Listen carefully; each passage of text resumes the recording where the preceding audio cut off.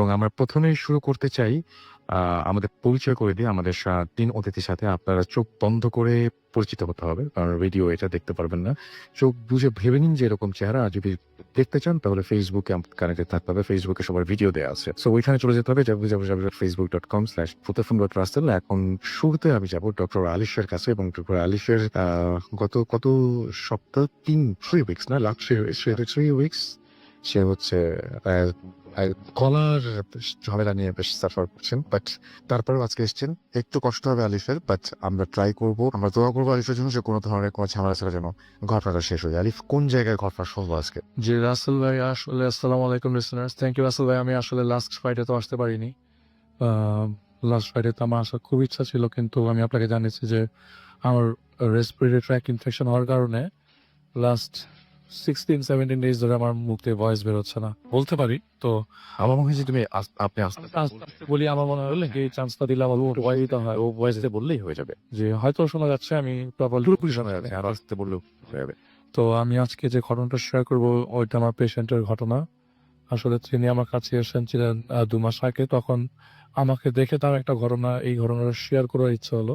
আসলে সে শেয়ার করবার কথা ছিল না। তো আমি ডেন্টাল সার্জন, তো তিনি বলেছেন যে আচ্ছা তাহলে আপনাকে ঘটনাটা শেয়ার করা যায়। তো তার এই ঘটনাটা ইউএসএ থেকেই শুরু আরকি।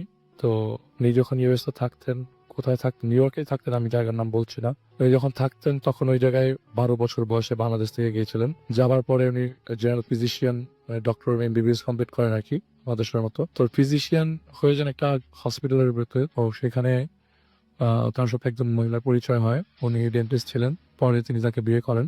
তো বিয়ে করবার পরে প্রায় ১ বছরের মাথায় তাদের ওখানে এক আত্মীয়ের বাসায় দাওয়াত ছিল। তো 2002 এর ঘটনা বলছি রাসেল ভাই।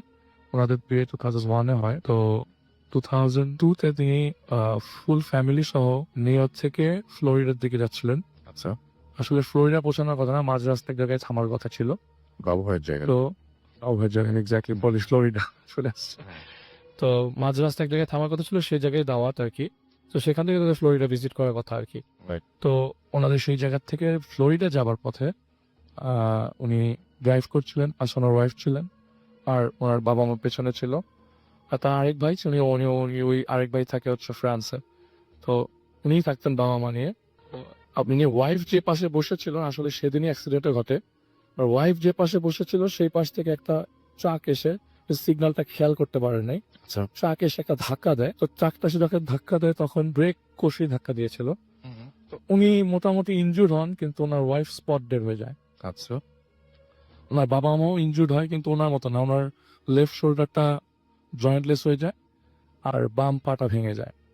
নি জয়েন্টটা ভেঙে যায়।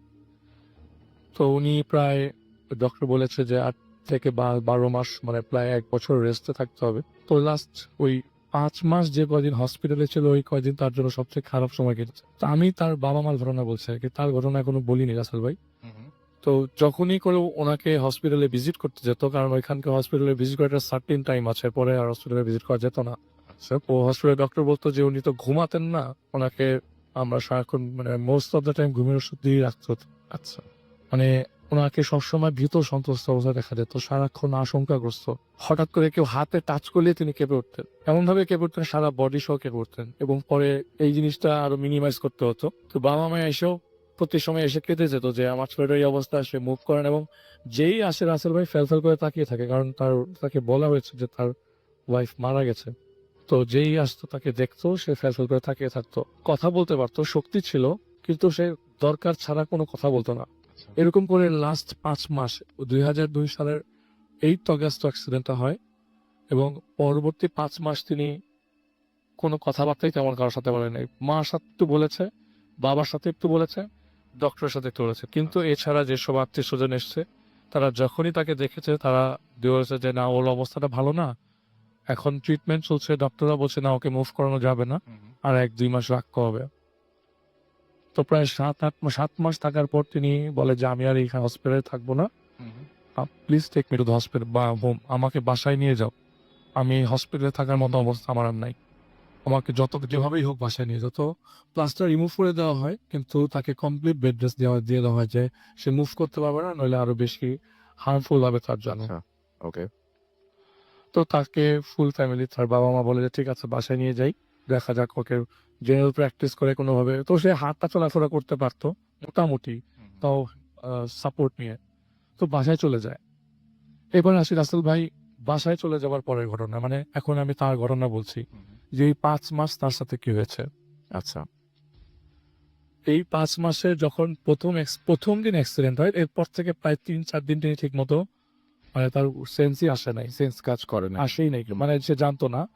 তার ওয়াইফের কবর দেওয়ার প্রায় 22 দিন পর তাকে জানানো হয় তার ওয়াইফ নাই দুনিয়াতে। আচ্ছা। তো তিনি, তার লাভ ম্যারেজ ছিল। তো বলে যে আমি যখন প্রথম জিনিসটা ফিল করলাম সেদিন রাত 1টা বাজে, আমি হসপিটালে শুয়ে আছি এবং আমি ঘুমাবো এরকম প্ল্যান করছি। তিনি বললেন যে আমি ঘুমাবো এরকম প্ল্যান করছি, এমন সময় আমার হাত ধরে কি জানি মানে হাতে কে একজন স্পর্শ আমার বা হাতের উপরে হাত রাখলো আর হাত রেখে অঝোরে কান্না করছে। এখন কি এটা আমার নার্স হবে? এটা তো ইম্পসিবল। রাত 1টা 2টা বাজে। আমি একটু আগে দেখেছি যে রাত 1টা বাজে আমাকে ঘুমাতে হবে। বাইরে ঠান্ডা, আর ওখানে স্নো পড়লে তেমন রোদ টোদ ওঠে না, অন্ধকারই থাকে মোস্ট অফ দ্য টাইম। তো ওইদিন বাইরে প্রচন্ড ঠান্ডা ছিল। তো বলে হাতটা আমার, আমি ফিল করছি আমার হাতের উপর কারো হাত এবং অঝরে কেঁদে চলেছে। এইরকম করে রাসেল ভাই ওইদিন তিনি হাত, ওনার বাম হাতে ইনজুর ছিল, উনি ডান হাত দিয়ে একটা শব্দ করে পাশ থেকে নার্স নিয়ে এসছে। তো বলে আমাকে লাইটটা জ্বালিয়ে দেন, আমি সারা রাত লাইট জ্বালিয়ে ঘুমাবো, মানে লাইট অফ করবেন না। এরকম প্রায় 7 দিন, কিন্তু লাইটটাও অফ করার পর কোনো ধরনের রিমেডি আসে না। 7 দিন পরে আবারও ঠিক একই অবস্থায় রাত এরকম যখন গভীর হয় তখনই তার হাতের কেউ স্পর্শ করে, হাতটা ধরেই কান্না করছে, এরকম অবস্থা। ও এরকম প্রতিদিন যাচ্ছে আর রাতের বেলা তিনি এই জিনিসটা ফিল করছে তার রুমের মধ্যে কেউ আছে এবং কান্না করে যাচ্ছে। আর তার কাছে মনে হচ্ছে যে আমার যে হাত পা, আমার বেডের মধ্যে কেউ ভর দিয়ে বসেছে। আমার, আপনি কেউ খাটের আপনার বেডে যদি কেউ বসে আপনি নিশ্চয়ই টের পাবেন। তো উনি কি মনে হচ্ছে যে আমার বেডের উপরে কেউ আছে, আমি কারো এক প্রেজেন্স অনুভব করছি। তো এখন তো ডাক্তারকে এমনিতে সে কথা তো সারাক্ষণ এটা নিয়ে খুব আতঙ্কগ্রস্ত থাকতো, বলে যে আমার এটা কি হলো, এটা কি আমার হ্যালুসিনেশন নাকি আমার সারাক্ষণ চিন্তার ফসল নাকি আমি জানি না।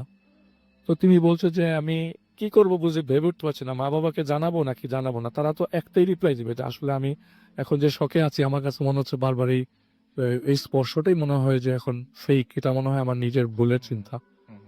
কিন্তু লাস্ট দিন যখন আমাকে এই কথাটা বললো, যখন প্রায় 1 মাস হয়ে গেছে, সে জাস্ট একটা ভয়েস শুনেছে। এই ভয়েসটা এরকম ছিল যে আমি বাঁচতে পারিনি। আমি বাংলায় বললাম, এটা আসলে বাংলায় বলে নাই। আমি বাঁচতে পারিনি। এই ভয়েসটা সে শুনেছে এবং প্রপারলি ক্লিয়ার ভয়েসে শুনেছে, এটা তার ওয়াইফের ভয়েস। আচ্ছা। তিনি চোখের পানি এসে মনে করেন রাসেল ভাই লাস্ট ওই ঘটনা ওইটা শোনার পর থেকে আগামী 3-4 মাস তার অবস্থা এরকম আশঙ্কাগ্রস্ত ছিল। সে কাউকে দেখলেই ভয় পেয়ে যেত এবং কোনো ভয়েস শুনলেই ভয় পেয়ে যেত। সে একটা সময় বাবা মাকে বলে আমাকে বাসায় নিয়ে যাও, আমি আর থাকবো না এই অবস্থায়। সে বাসায় ব্যাক করে। তো বাসায় যাওয়ার পর আসলে প্রথম দিন থেকে একদম নর্মাল। সে বলছে হসপিটালের ঝামেলা আমার শেষ, এভরিথিং ইজ গন, আমি এখন বাসায় একটু আরাম করে থাকি। ঠিক 4 থেকে 5 দিন পর বাসায় ব্যাক করবার পর, 4 থেকে 5 দিন পর, 2003 এর দিকে, শুরুর দিকে, তো বাসায় ব্যাক করবার পরে তিনি আমাকে যেটা বললো যে আমি প্রথম যে জিনিসটা ফিল করি সেটা হচ্ছে আমি বই পড়ছিলাম, রাত করে বই পড়ছিলাম, প্রায় তখন 10টা 11টা বাজে। এমন সময় আমি শুনি যে আমার আমার রুমের মধ্যে খাট যে পাশে আছে তার পিছনে একটা ড্রেসিং টেবিল আছে, সেই ড্রেসিং টেবিলে কে জানি চুল আঁচড়াচ্ছে। ওর চুলগুলো অনেক বড় বড় ছিল, তো যখনই চুল আঁচড়াতো আমি সেই সাউন্ডটা পেতাম। তো সে কে জানি চুল আঁচড়াচ্ছে আমার রুমের ভেতরে। তো রাত 10টা 11টা, আমার মা আমার রুমে নক করেই ঢোকে। তো চুল আঁচড়াচ্ছে, সে উকি মারছে যে কেউ আছে কিনা, কিন্তু এরকম কারো প্রেজেন্স তিনি পাচ্ছেন না। তিনি চিন্তা করতে লাগেন এইটা আরো ওয়ার্স্ট হতে পারে, এটা কতটুকু ওয়ার্স্ট হতে পারে তিনি এতটুকু, মানে এখন যে ঘটনাগুলো বলবো সেটার সাথে তিনি মিলাতে পারেন নাই। তিনি এরকম প্রতিদিনই কোনো না কোনো প্রেজেন্স পেতেন, স্পেশালি জানালা দিয়ে সবসময় একটা কেউ হেঁটে যাচ্ছে এরকম প্রেজেন্সটা সবসময় পেতেন। তো সবচেয়ে কঠিন যেটা আর কি, তারপর ঠিক মাথার পেছনে এই জন্য হাত বুলিয়ে দিচ্ছে, এই প্রেজেন্সটা তার প্রতিদিনই লাগতো। রাত 2টা-3টার পরে যখন তার গভীর ঘুম হতো তখন এই ঘুম ভাঙতোই মাথার হাত বুলানোর কারণে। এই জন্য হাত বুলিয়ে দিচ্ছে। তো ভয়ঙ্কর ব্যাপার। তো সব শেষ দিনের দিকে যাই। তিনি রাত্রেবেলা মুভি দেখছিলেন, মুভি দেখে জাস্ট কম্পিউটার থেকে উঠলেন। উঠে তার সাপোর্ট ছিল তখন হেঁটে হেঁটে ওয়াশরুমের দিকে যেতেই দরজা খুলতেই তিনি দেখলেন আয়না বরাবর একটা মহিলা দাঁড়ানো। উনি থমকে যায়, মানে দেখে থমকে যায়, বলে যে আমি চেহারা এই পাশ থেকে দেখে মিলাতে পারছি না, কিন্তু সাইজ এন্ড শেপ, বডি এবং হাইট সবকিছু আমার ওয়াইফের সাথে মিলে যাচ্ছে। আচ্ছা। আয়নার দিকে যে মেয়েটা তাকিয়ে আছে সে আয়না থেকে এক ফোঁটাও ফেরাচ্ছে না। আমি জিজ্ঞেস করছি বারবার যে কে এখানে, কে? অনেকবার জিজ্ঞেস করবার পরও যখন তাকাচ্ছে না, আমি আরো জোরে চিৎকার করতে লাগলাম, এখানে কে? তো যখন তিনি তার দিকে মুখ দিল, মুখ মানে তার দিকে তাকালো, তখন দেখলো যে পুরো থেতলানো একটা ফেস তার দিকে তাকিয়ে আছে এবং সাথে সাথে তিনি অজ্ঞান হয়ে যায়। তো অজ্ঞান হয়ে যায় একটা ওয়ার্ড শুনে রাসেল ভাই, এটা হচ্ছে যে যে তুমি ভালো থেকো। শুধু একটা ওয়ার্ড তার কাছ থেকে ওইখান থেকে আসে, আর কোনো শব্দ, কোনো সারা শব্দ পাইনি। লাস্টে জাস্ট একটা কথা বলে যে তুমি ভালো থেকো। এটার পর তিনি আর কিছু মনে করতে পারেন নাই এবং তার বাবা মাকে বলে যে আমি এই দেশে আর থাকবো না। সামাও আমাকে, তিনি 12 বছর বয়সে আমি বলেছিলাম ইউএসএ তে আসেন, তুই আমাকে যেভাবে পারো বাংলাদেশে সেটেল করে আস। আমি এই যন্ত্রণা নিয়ে থাকতে পারবো না। তো মাঝখান দিয়ে তার বাবা মাকে অনেকবার চেষ্টা করে যে বলার জন্য যে এই ঘটনাগুলো হচ্ছে। তার বাবা মা বলে, বাবা এটা তো নিছকে তোর ভুল ধারণা, তুই অনেক ফিল করিস, তুই অনেক পছন্দ করতি দেখেই জিনিসগুলো বারবার তোর চোখের সামনে আসছে। তুই এক কাজ কর, বাংলাদেশে যেহেতু ডিসিশন নিছিস বাংলাদেশেই চলে যা, আমি দিয়ে আসবো তো। আচ্ছা। তো বাবা আর মা নিজে বাংলাদেশে এসে তাদের যেখানে ফ্ল্যাট আছে সেখানে তার বাড়ি আছে, সেই জায়গায় তাকে উঠিয়ে দিয়ে সেটেল ডাউন করে একটা ছেলের সাথে রেখে তার বাবা মা ঠিকই ইউএসএ ব্যাক করে। এরপর থেকে আসলে আর কোনো সমস্যা নেই। অলরাইট। আমি শেষ করিনি। আচ্ছা, এরপরে সমস্যা নেই। আর এরপর আবার ঘটনা আছে। ওকে। তো 2012 সে ব্যাক করে ইউএসএ তে। যে এতদিন যেহেতু নর্মাল, এখন মনে হয় সবকিছুই নর্মাল, আমিও নর্মাল। হয়তো আমার এটা কোনো ভুল ছিল। তিনি যে জায়গায় তার ওয়াইফের কবর দেওয়া হয়েছে আর কি, তো সেই জায়গায় যায়, জাস্ট দূর থেকে, কাছাকাছি না, দূর থেকে তাকিয়ে জাস্ট দেখতে যাচ্ছে যে তার ওয়াইফ যেখানে কবর দিচ্ছে। রাসেল ভাই সেই চেহারা তিনি আবারও দেখতে পান সেই কবরের কাছে। একটা মেয়ে মানুষ দাঁড়িয়ে আছে, সেই থ্যাতলানো বডি। তো সে আর বলে যে না, এখানে আসলে আমার এই সমস্যাটা বারবার আমি ফেস করছি, আমাকে বাংলাদেশে যেতেই হবে, আমি এখানে থাকতে পারবো না। তো সে যখন যাবে, চলে আসবে বাংলাদেশে, তখন সপরিবারে একটা মিটিং হচ্ছিল। তখন কথায় কথায় তার মা একটা কথা বলেছিল যে তার ওয়াইফ যখন মারা যায়, তার যখন ওয়াইফের ডেড বডি রিসিভ করে, তাকেও রেস্কিউ করে, তখন তার ওয়াইফের হাতটা তার হাতে শক্ত করে ধরা ছিল। ওইটা ছোটাতে খুব কষ্ট হয়েছে, এত শক্ত করে ধরা ছিল যে এটা ছোটাতে খুব কষ্ট হয়েছে। তো এরপরে সে ব্যাক করে বাংলাদেশে চলে আসে, এখানেই প্র্যাকটিস করছে রাসেল ভাই। ওনার নাম ডক্টর হারিস চৌধুরী, আচ্ছা। আমার খুব ঘনিষ্ঠ পেশেন্ট, এবং আমি ডেন্টাল সার্জন দেখেই তিনি বলেছে যে আমার ওয়াইফও ডেন্টিস্ট ছিল, সেই থেকেই সেই ঘটনার উৎপত্তি। ওকে। এটাই ছিল রাসেল ভাই ঘটনা। Thank you so much.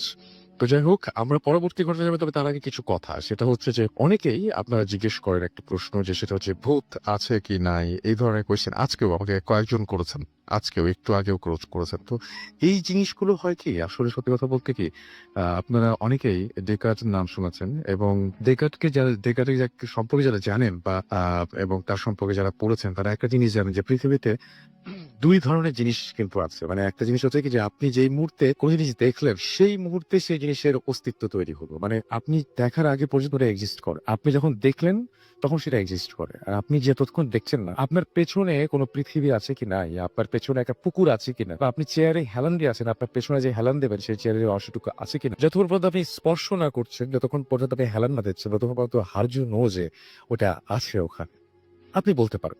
একটা জিনিস ঠিক একইভাবে এক্সিস্ট করে, সেটা কি, মানে অনেক কিছু সমাধানের পরে একটা জিনিস আছে, সেটা হচ্ছে আরেকটা জিনিসের অস্তিত্ব আছে, সেটা হচ্ছে আপনার সন্দেহ বা আপনার মন যাব। আমরা আজকে বিকালবেলায় আছে একটা ক্লাসে এরকম আলোচনা করতেছিল, তো সেই জন্য আমি বলছি যে আপনার মনের ভিতর যে সন্দেহ, ভয় বা আছে হয়তো, এই যে এই ব্যাপারটা, এই যে মনের ভেতরে জমাট বাঁধা যে সন্দেহ, বা মনের ভেতরে যে বিশ্বাস, মনের ভেতরে যে চিন্তা, যে যে ব্যাপারটা, এবং সেটার কারণে যে অবলোকন করা বা যেটা ভিজুয়ালাইজ করা বা দেখা, সেই জিনিসটার কিন্তু একটা অস্তিত্ব আছে। যেমন সংশয়, কনফিউশন যদি বলি বা আশঙ্কা যদি বলি, হ্যাঁ, এই জিনিসগুলোর কিন্তু অস্তিত্ব আছে। মানে আপনি যখন ভাবছেন যে কোনো একটা বিপদ আসবে, সেই মুহূর্তে কিন্তু আপনি বিপদের অস্তিত্বের জন্ম দিচ্ছেন, অর্থাৎ বিপদটার জন্ম দিয়ে দিচ্ছেন আপনি। তো পৃথিবীতে এইভাবে আপনি যখন ভাবছেন যে ভয় নামে একটা কিছু পৃথিবীতে আছে, ঠিক সেই মুহূর্তে কিন্তু ভয়ের একটা অস্তিত্ব আপনি নিজের অজান্তে নিজেই ক্রিয়েট করে ফেলছেন।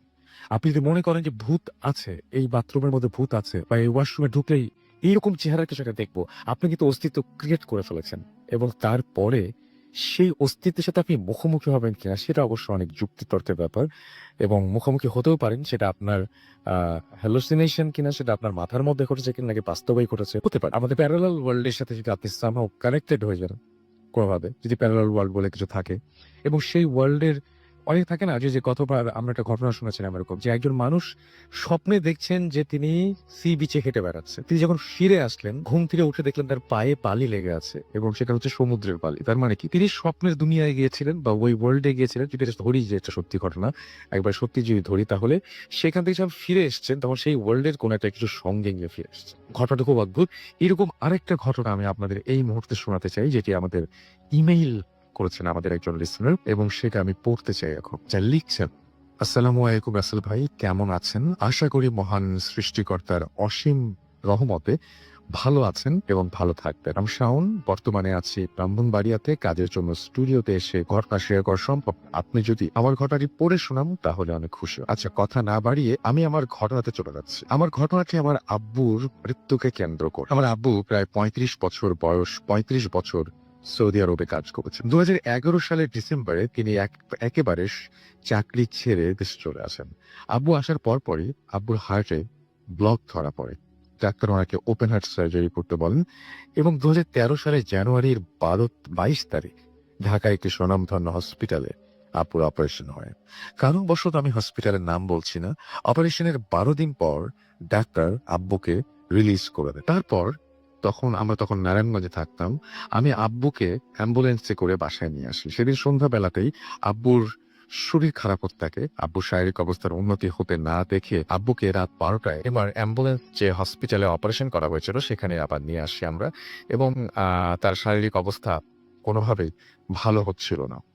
এবং সেদিন সন্ধ্যাবেলাতেই আব্বুর শরীর খারাপ হতে থাকে। আব্বুর শারীরিক অবস্থার উন্নতি না দেখে আমরা যখন নিয়ে আসলাম, রাত ১২টায় যে হসপিটালে অপারেশন হয়েছিল সেখানে আবারও নিয়ে আসলাম। কর্তব্যরত ডাক্তার আব্বুকে সিসিইউতে ভর্তি করতে বলেন, এবং আইসিইউতে ভর্তি করতে বলেন। এবং ডাক্তার আমাকে কিছু ওষুধের নাম লিখে একটি কাগজ ধরিয়ে দিয়ে বললেন যে ওষুধগুলো আনতে হবে। আমি আর আমার ফুফাতো ভাই, আম্মু আর ছোট বোনকে আব্বুর আইসিইউর বাইরে বসতে বলে দ্রুত ফার্মেসির উদ্দেশ্যে বের হয়ে যাই। রাত প্রায় ১:১ বাজছিল তখন। আব্বুকে রাখা হয়েছিল ৭ম তলায়, আর হসপিটালের নিচের তলায় ছিল ফার্মেসি। রাত বেশি হওয়ায় লিফট বন্ধ ছিল, তাই দ্রুত পায়ে সিঁড়ি দিয়ে নিচে নাম। ফার্মেসির সামনে এসে দেখি ভেতরে দুজন লোক আছে, তবে তারা দুজনেই ঘুমোচ্ছে। তাদের দাঁত দিতে হবে। এমন সময় আমার কাঁধে একটা স্পর্শ অনুভব করলাম। পেছনে ফিরতেই দেখলাম আমার আব্বু উজ্জ্বল সাদা রঙের পাঞ্জাবি পরে দাঁড়িয়ে আছেন। বিল্ডিং এর ওপরে দিকে আঙুল দেখিয়ে আব্বু ইশারা করে বললেন, তোমার মা বোনকে গিয়ে সামলাও। আমি ঘটনার আকস্মিকতায় হকচকিয়ে দিয়েছিলাম। আব্বুকে কিছু বলতে যাব, ঠিক তখনই আমার পকেটের মোবাইলটা বেজে উঠলো। আমার ফুফাতো ভাই ফোন করেছে। ফোন হাতে নিয়ে দেখি আমার সামনে কেউ নেই। আমি আর কিছু ভাবতে পারি না। ফোন রিসিভ করতেই আমার ফুফাতো ভাই আমায় বলল, ভাই ওষুধ লাগবে না, ওপরে আসো। আমি দ্রুত সিঁড়ি পেয়ে উঠতে থাকি ওপরে উঠতে সিঁড়ি থেকে আমার বোনের মায়ের কান্নার শব্দ শুনতে পাচ্ছিলাম। আমার ফুফাতো ভাই আমাকে দেখে কাছে জড়িয়ে বলল, ভাই মামা তো এমনি। আমার সারা শরীর যেন বরফের মতো জমে গিয়েছিল। এই জন্যই কি হাসপাতালের নিচে আব্বুকে একটু আগে দেখতে পেয়েছিলাম। আব্বুর উপদেশটা মনে পড়ে গেল। মা বোনের কাছে গিয়ে বসলাম। আমার গ্রামের বাড়ি ব্রাহ্মণবাড়িয়ার নবীনগর থানার একটি গ্রামে। আব্বুকে আমাদের পারিবারিক কবরস্থানে দাফন করা হবে বলে আমরা সেদিন রাতেই একটা অ্যাম্বুলেন্সে আব্বুর মৃতদেহ নিয়ে আমাদের গ্রামের বাড়ির দিকে রওনা হই।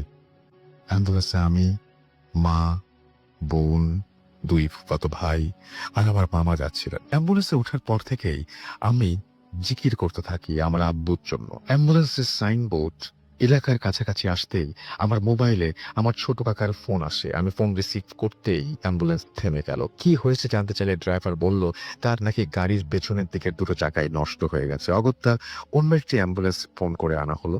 আমার আব্বুর মৃতদেহ সেই অ্যাম্বুলেন্সে নিয়ে আবার রওনা হলাম। ভোর প্রায় 5টার দিকে অ্যাম্বুলেন্স 2500 এলাকায় আসলে আমার মোবাইল ফোন আসে আমার ফুপুর। সেই ফোন রিসিভ করার সাথে সাথে গাড়ি থেমে যায়। এবারেও অ্যাম্বুলেন্স ড্রাইভার বলে তার গাড়ির একটি চাকা পাংচার হয়ে গেছে, সেটি বদলাতে হবে। যাই হোক, এরপর আর কোনো সমস্যা হয় না।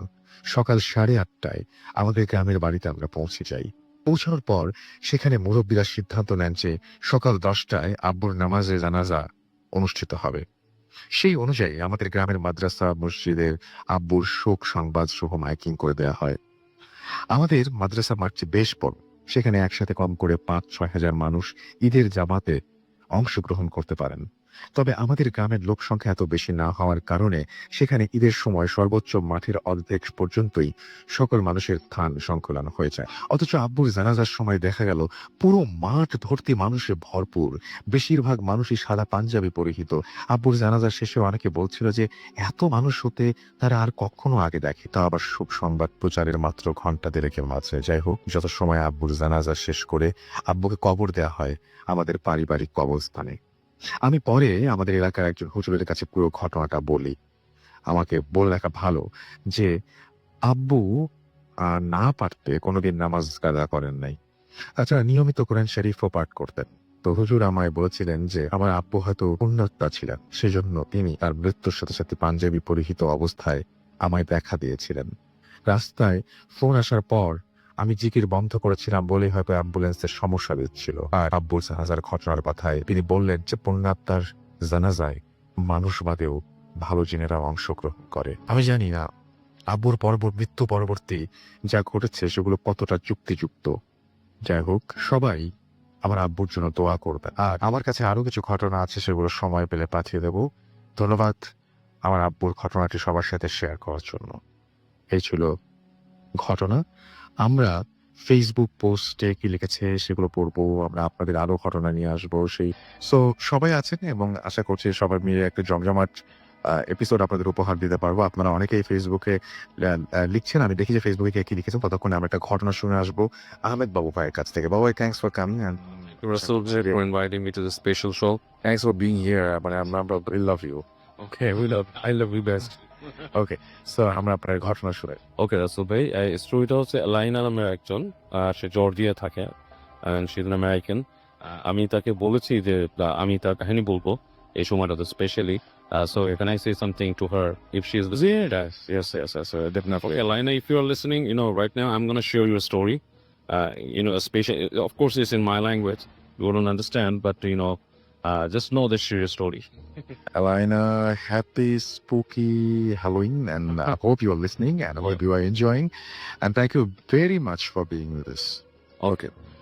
Well, রাসেল ভাই, স্টোরিটা হচ্ছে লাইনা তখন হাই স্কুলে পড়ে আর কি, হাই স্কুলের স্টুডেন্ট, এখন ইউনিভার্সিটি শেষ করে ফেলেছে। আচ্ছা, সো ওই রকম একটা সময় একটা বিকেলে ওর ফ্রেন্ডের সাথে নদীর পাড়ে যায়, and the days to go fishing, মাছ চাপতো আর কি, ফিশিং পোল দিয়ে।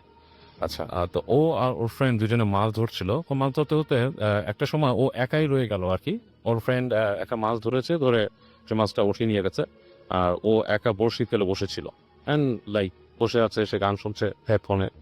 সো এমন সময় তার বড়শিতে মানে নাড়া লাগে যে বড় কোনো মাছ আসছে, এবং সে সে অ্যামেচার ছিল মাছ ধরার ব্যাপারে। স্টিল শি ট্রাইড লট, সে অনেক চেষ্টা করছিল মাছটা গোটানোর। সে বন্ধুর নাম ধরে চিৎকার করে। সো ফ্রেন্ডটা একটু দূরে ছিল বলে আসে না। তো এক সময় যেটা হয়, ফিশিং পোল টান দিতে দিতে তার এত জোরে টান দেয় যে ইটস লাইক ফিশিং পোল কিন্তু ফ্লেক্সিবল হয়, কিন্তু সেই Right. ফ্লেক্সিবল জিনিসটাও ঠিক এমন ভাবে টান দেয় যে লাইক তার হাত থেকে ছিটকে নিয়ে চলে গেল পানির নিচে। সো জিনিসটা খুব বড়, এবং নেওয়ার পর তার হাতটা বেশ ছড়ে যায় আর কি। অ্যান্ড সে একটু অবাক হয়ে তাকিয়ে থাকে পানির দিকে, যে এরকম এত শক্তিশালী, এত জোরে নিয়ে গেছে জিনিসটা। এবং ঠিক এই সময় আপনার ওই পানির নিচ থেকে সে বেশ বড় কতগুলো বাবল দেখতে পায়, my goodness. উঠে আসে, মানে লাইক পিপ বাবল, মানে বড় পানি, বুদবুদ যেটা, হ্যাঁ রাইট, বড় বুদবুদ উঠে লাইক 2-3 ফিট দূরে। তো সে একটু ভয় পায় যে এটা কি কোনো অ্যালিগেটর বা সামথিং কিনা। তো সে সরে আসে ওর সামনে থেকে। তো সরে আসার পরে দেখে যে ও কিছুক্ষণ ওখানে একটু বোরিড থাকে, এবং একটু পর বন্ধুর কাছে হেঁটে যায়, বলে যে এরকম হয়েছে। তো বন্ধু বলে যে হতে পারে কোনো বড় ট্রাউট বা কোনো মাছ হয়তো কোনো একটা ধরেছিল, আচ্ছা, এবং এই কারণেই হয়তো জিনিসটা এইভাবে চলে গেছে হাত থেকে।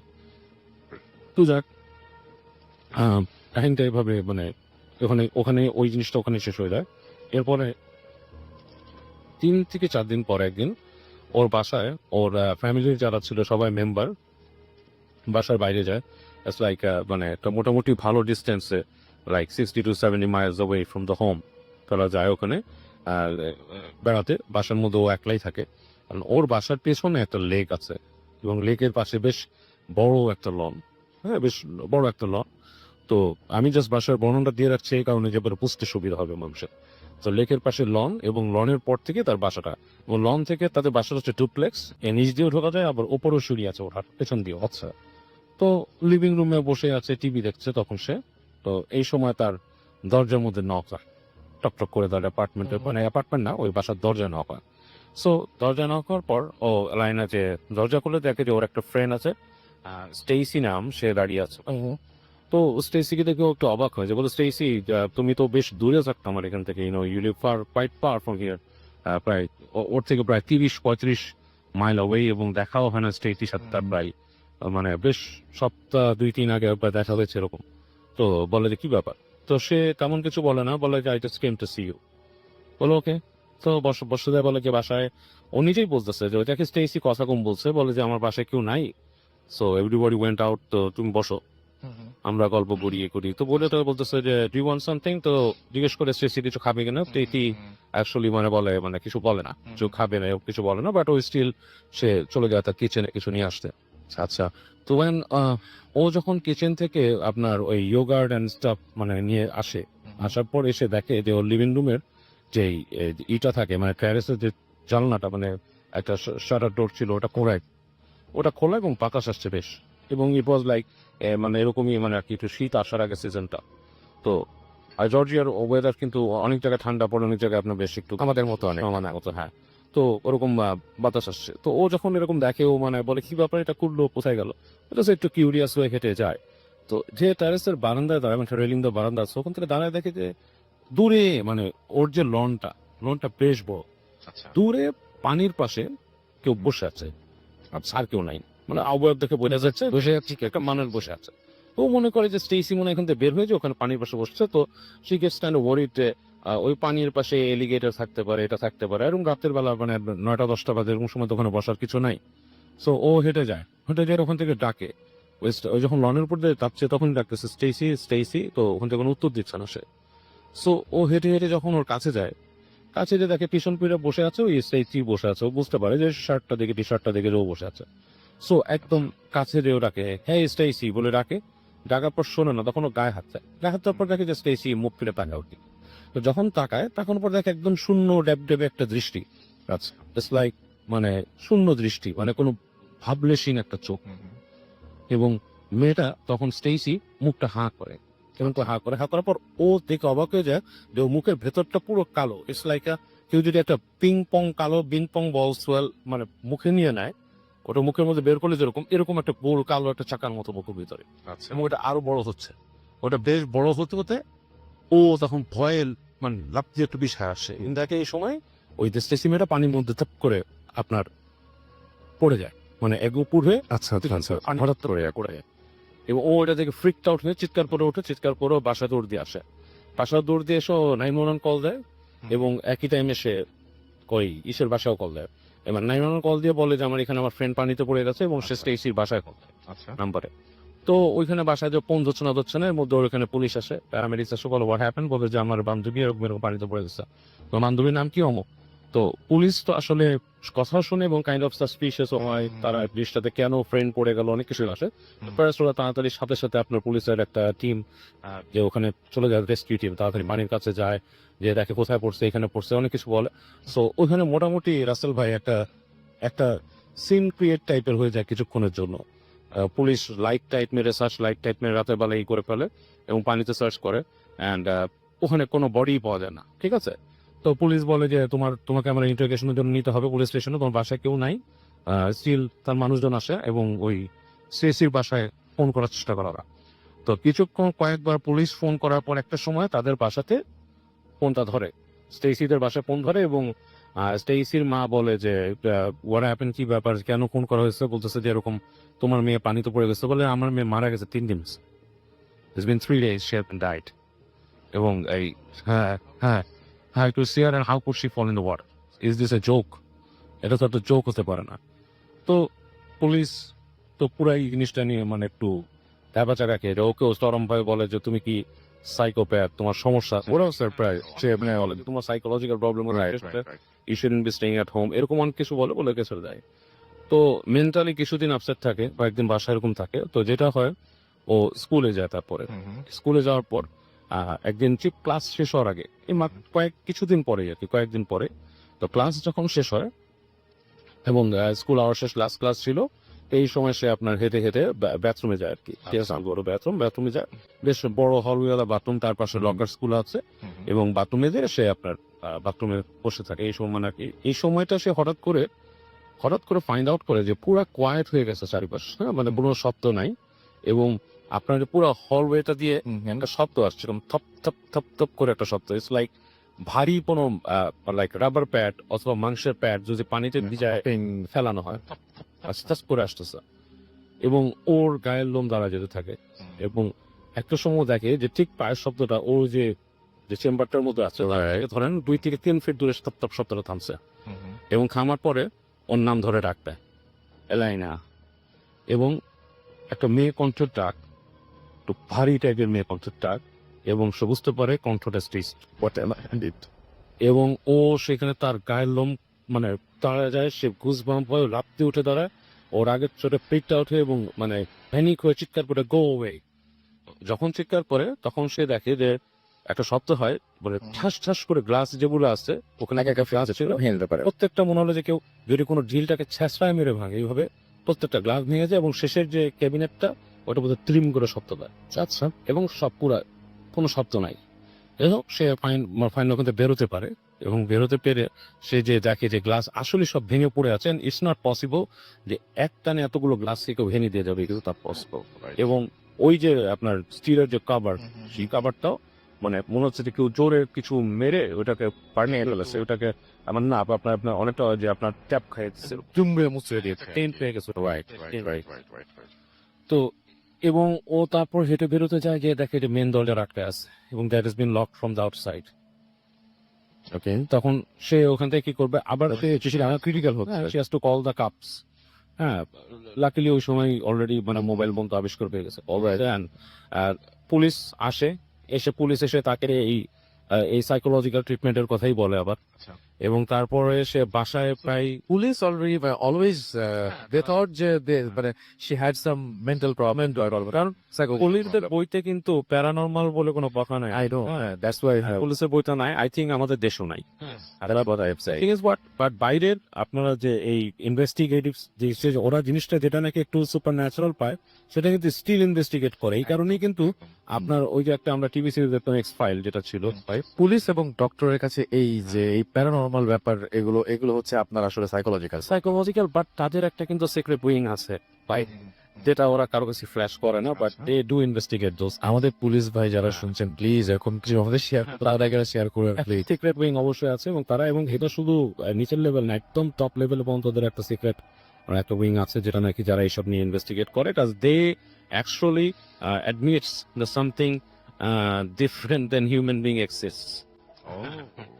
তো এনিওয়ে, এলাইনার ব্যাপারটা একদমই মানে নর্মাল জিনিস, যেহেতু তারা একদম তারা এটাকে নিয়ে খুব মাথা ঘামায়নি, তাকে সাইকোলজিক্যাল পেশেন্টও মনে করছে, এবং তাকে বাসায় পাঠিয়ে দেওয়া হয়, এবং সে এলাইনা খুব সমস্যায় পড়ে, এবং রাতের বেলা যে সমস্যাগুলো হতো, সে দেখতে যে তার যে রেস্টরুম আছে, সেই রেস্টরুমে প্রায় কেউ গুনগুন করে গান গাচ্ছে, এবং মানে তার ফ্ল্যাশ করে দিচ্ছে, হ্যাঁ, ফ্ল্যাশের শব্দ হচ্ছে, এবং তাকে ডাকতেছে রেস্টরুমের ভেতর থেকে। রাতের বেলা ধরেন শুয়ে আছে, হঠাৎ করে সে শুনতেছে ওখান থেকে ডাকতেছে এলাইনা, এবং এমন করে ডাকতেছে মানে ইটস লাইক ফ্রেন্ডলি কল, কিন্তু ফ্রেন্ডলি কলটাই করছিলাম, ফ্রেন্ডলি কলটাই খুব ভয়াবহ, খুব ঠান্ডা গলায়। এবং এটা সে চেঞ্জ করার জন্য সে মনে করছিল এটা তার বাসা, আর she went to her aunts house অন্য জায়গায়, এবং সে ফ্লোরিডাতেও মুভ করছিল। But how did she get rid out of it? হ্যাঁ, এটাই বলছি। এন্ড দেন হোয়াট হ্যাপেন, যে এরকম করতে করতে তাকে তার বাবা মা এক সময় চিন্তা করে যে তার বাবা মা তাকে বুঝে যে she knows lots of rational explanation তার অনেক রেশনাল এক্সপ্লেনেশন আছে সবকিছু সম্পর্কে।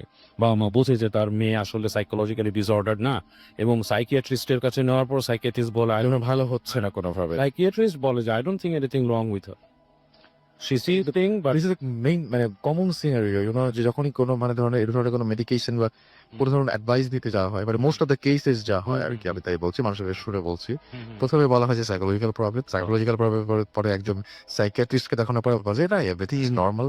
সো হোয়াটস দ্য প্রবলেম মানে প্রবলেমটা তো অবশ্যই অত ডিগ আউট করে না না অবশ্যই প্যারানর্মাল, কারণ আজকের পৃথিবীতে তো আমাদের এত সবাই কিন্তু বেশিরভাগ মানুষই কিন্তু থিস্ট, এইথিস্ট কিন্তু আসলে কম, এবং প্রত্যেকটা থিস্ট যে যারা আছে কেউ আছে মনোথিস্ট, কেউ সেটা সবাই কিন্তু অ্যাকচুয়ালি একটা জিনিস বিশ্বাস করে, God and evil, existence of evil কিন্তু সবাই বিশ্বাস করে, এবং যে মানুষটা একদম নাস্তিক সেও কিন্তু অন্ধতার ঘরে যে ভয় পায়।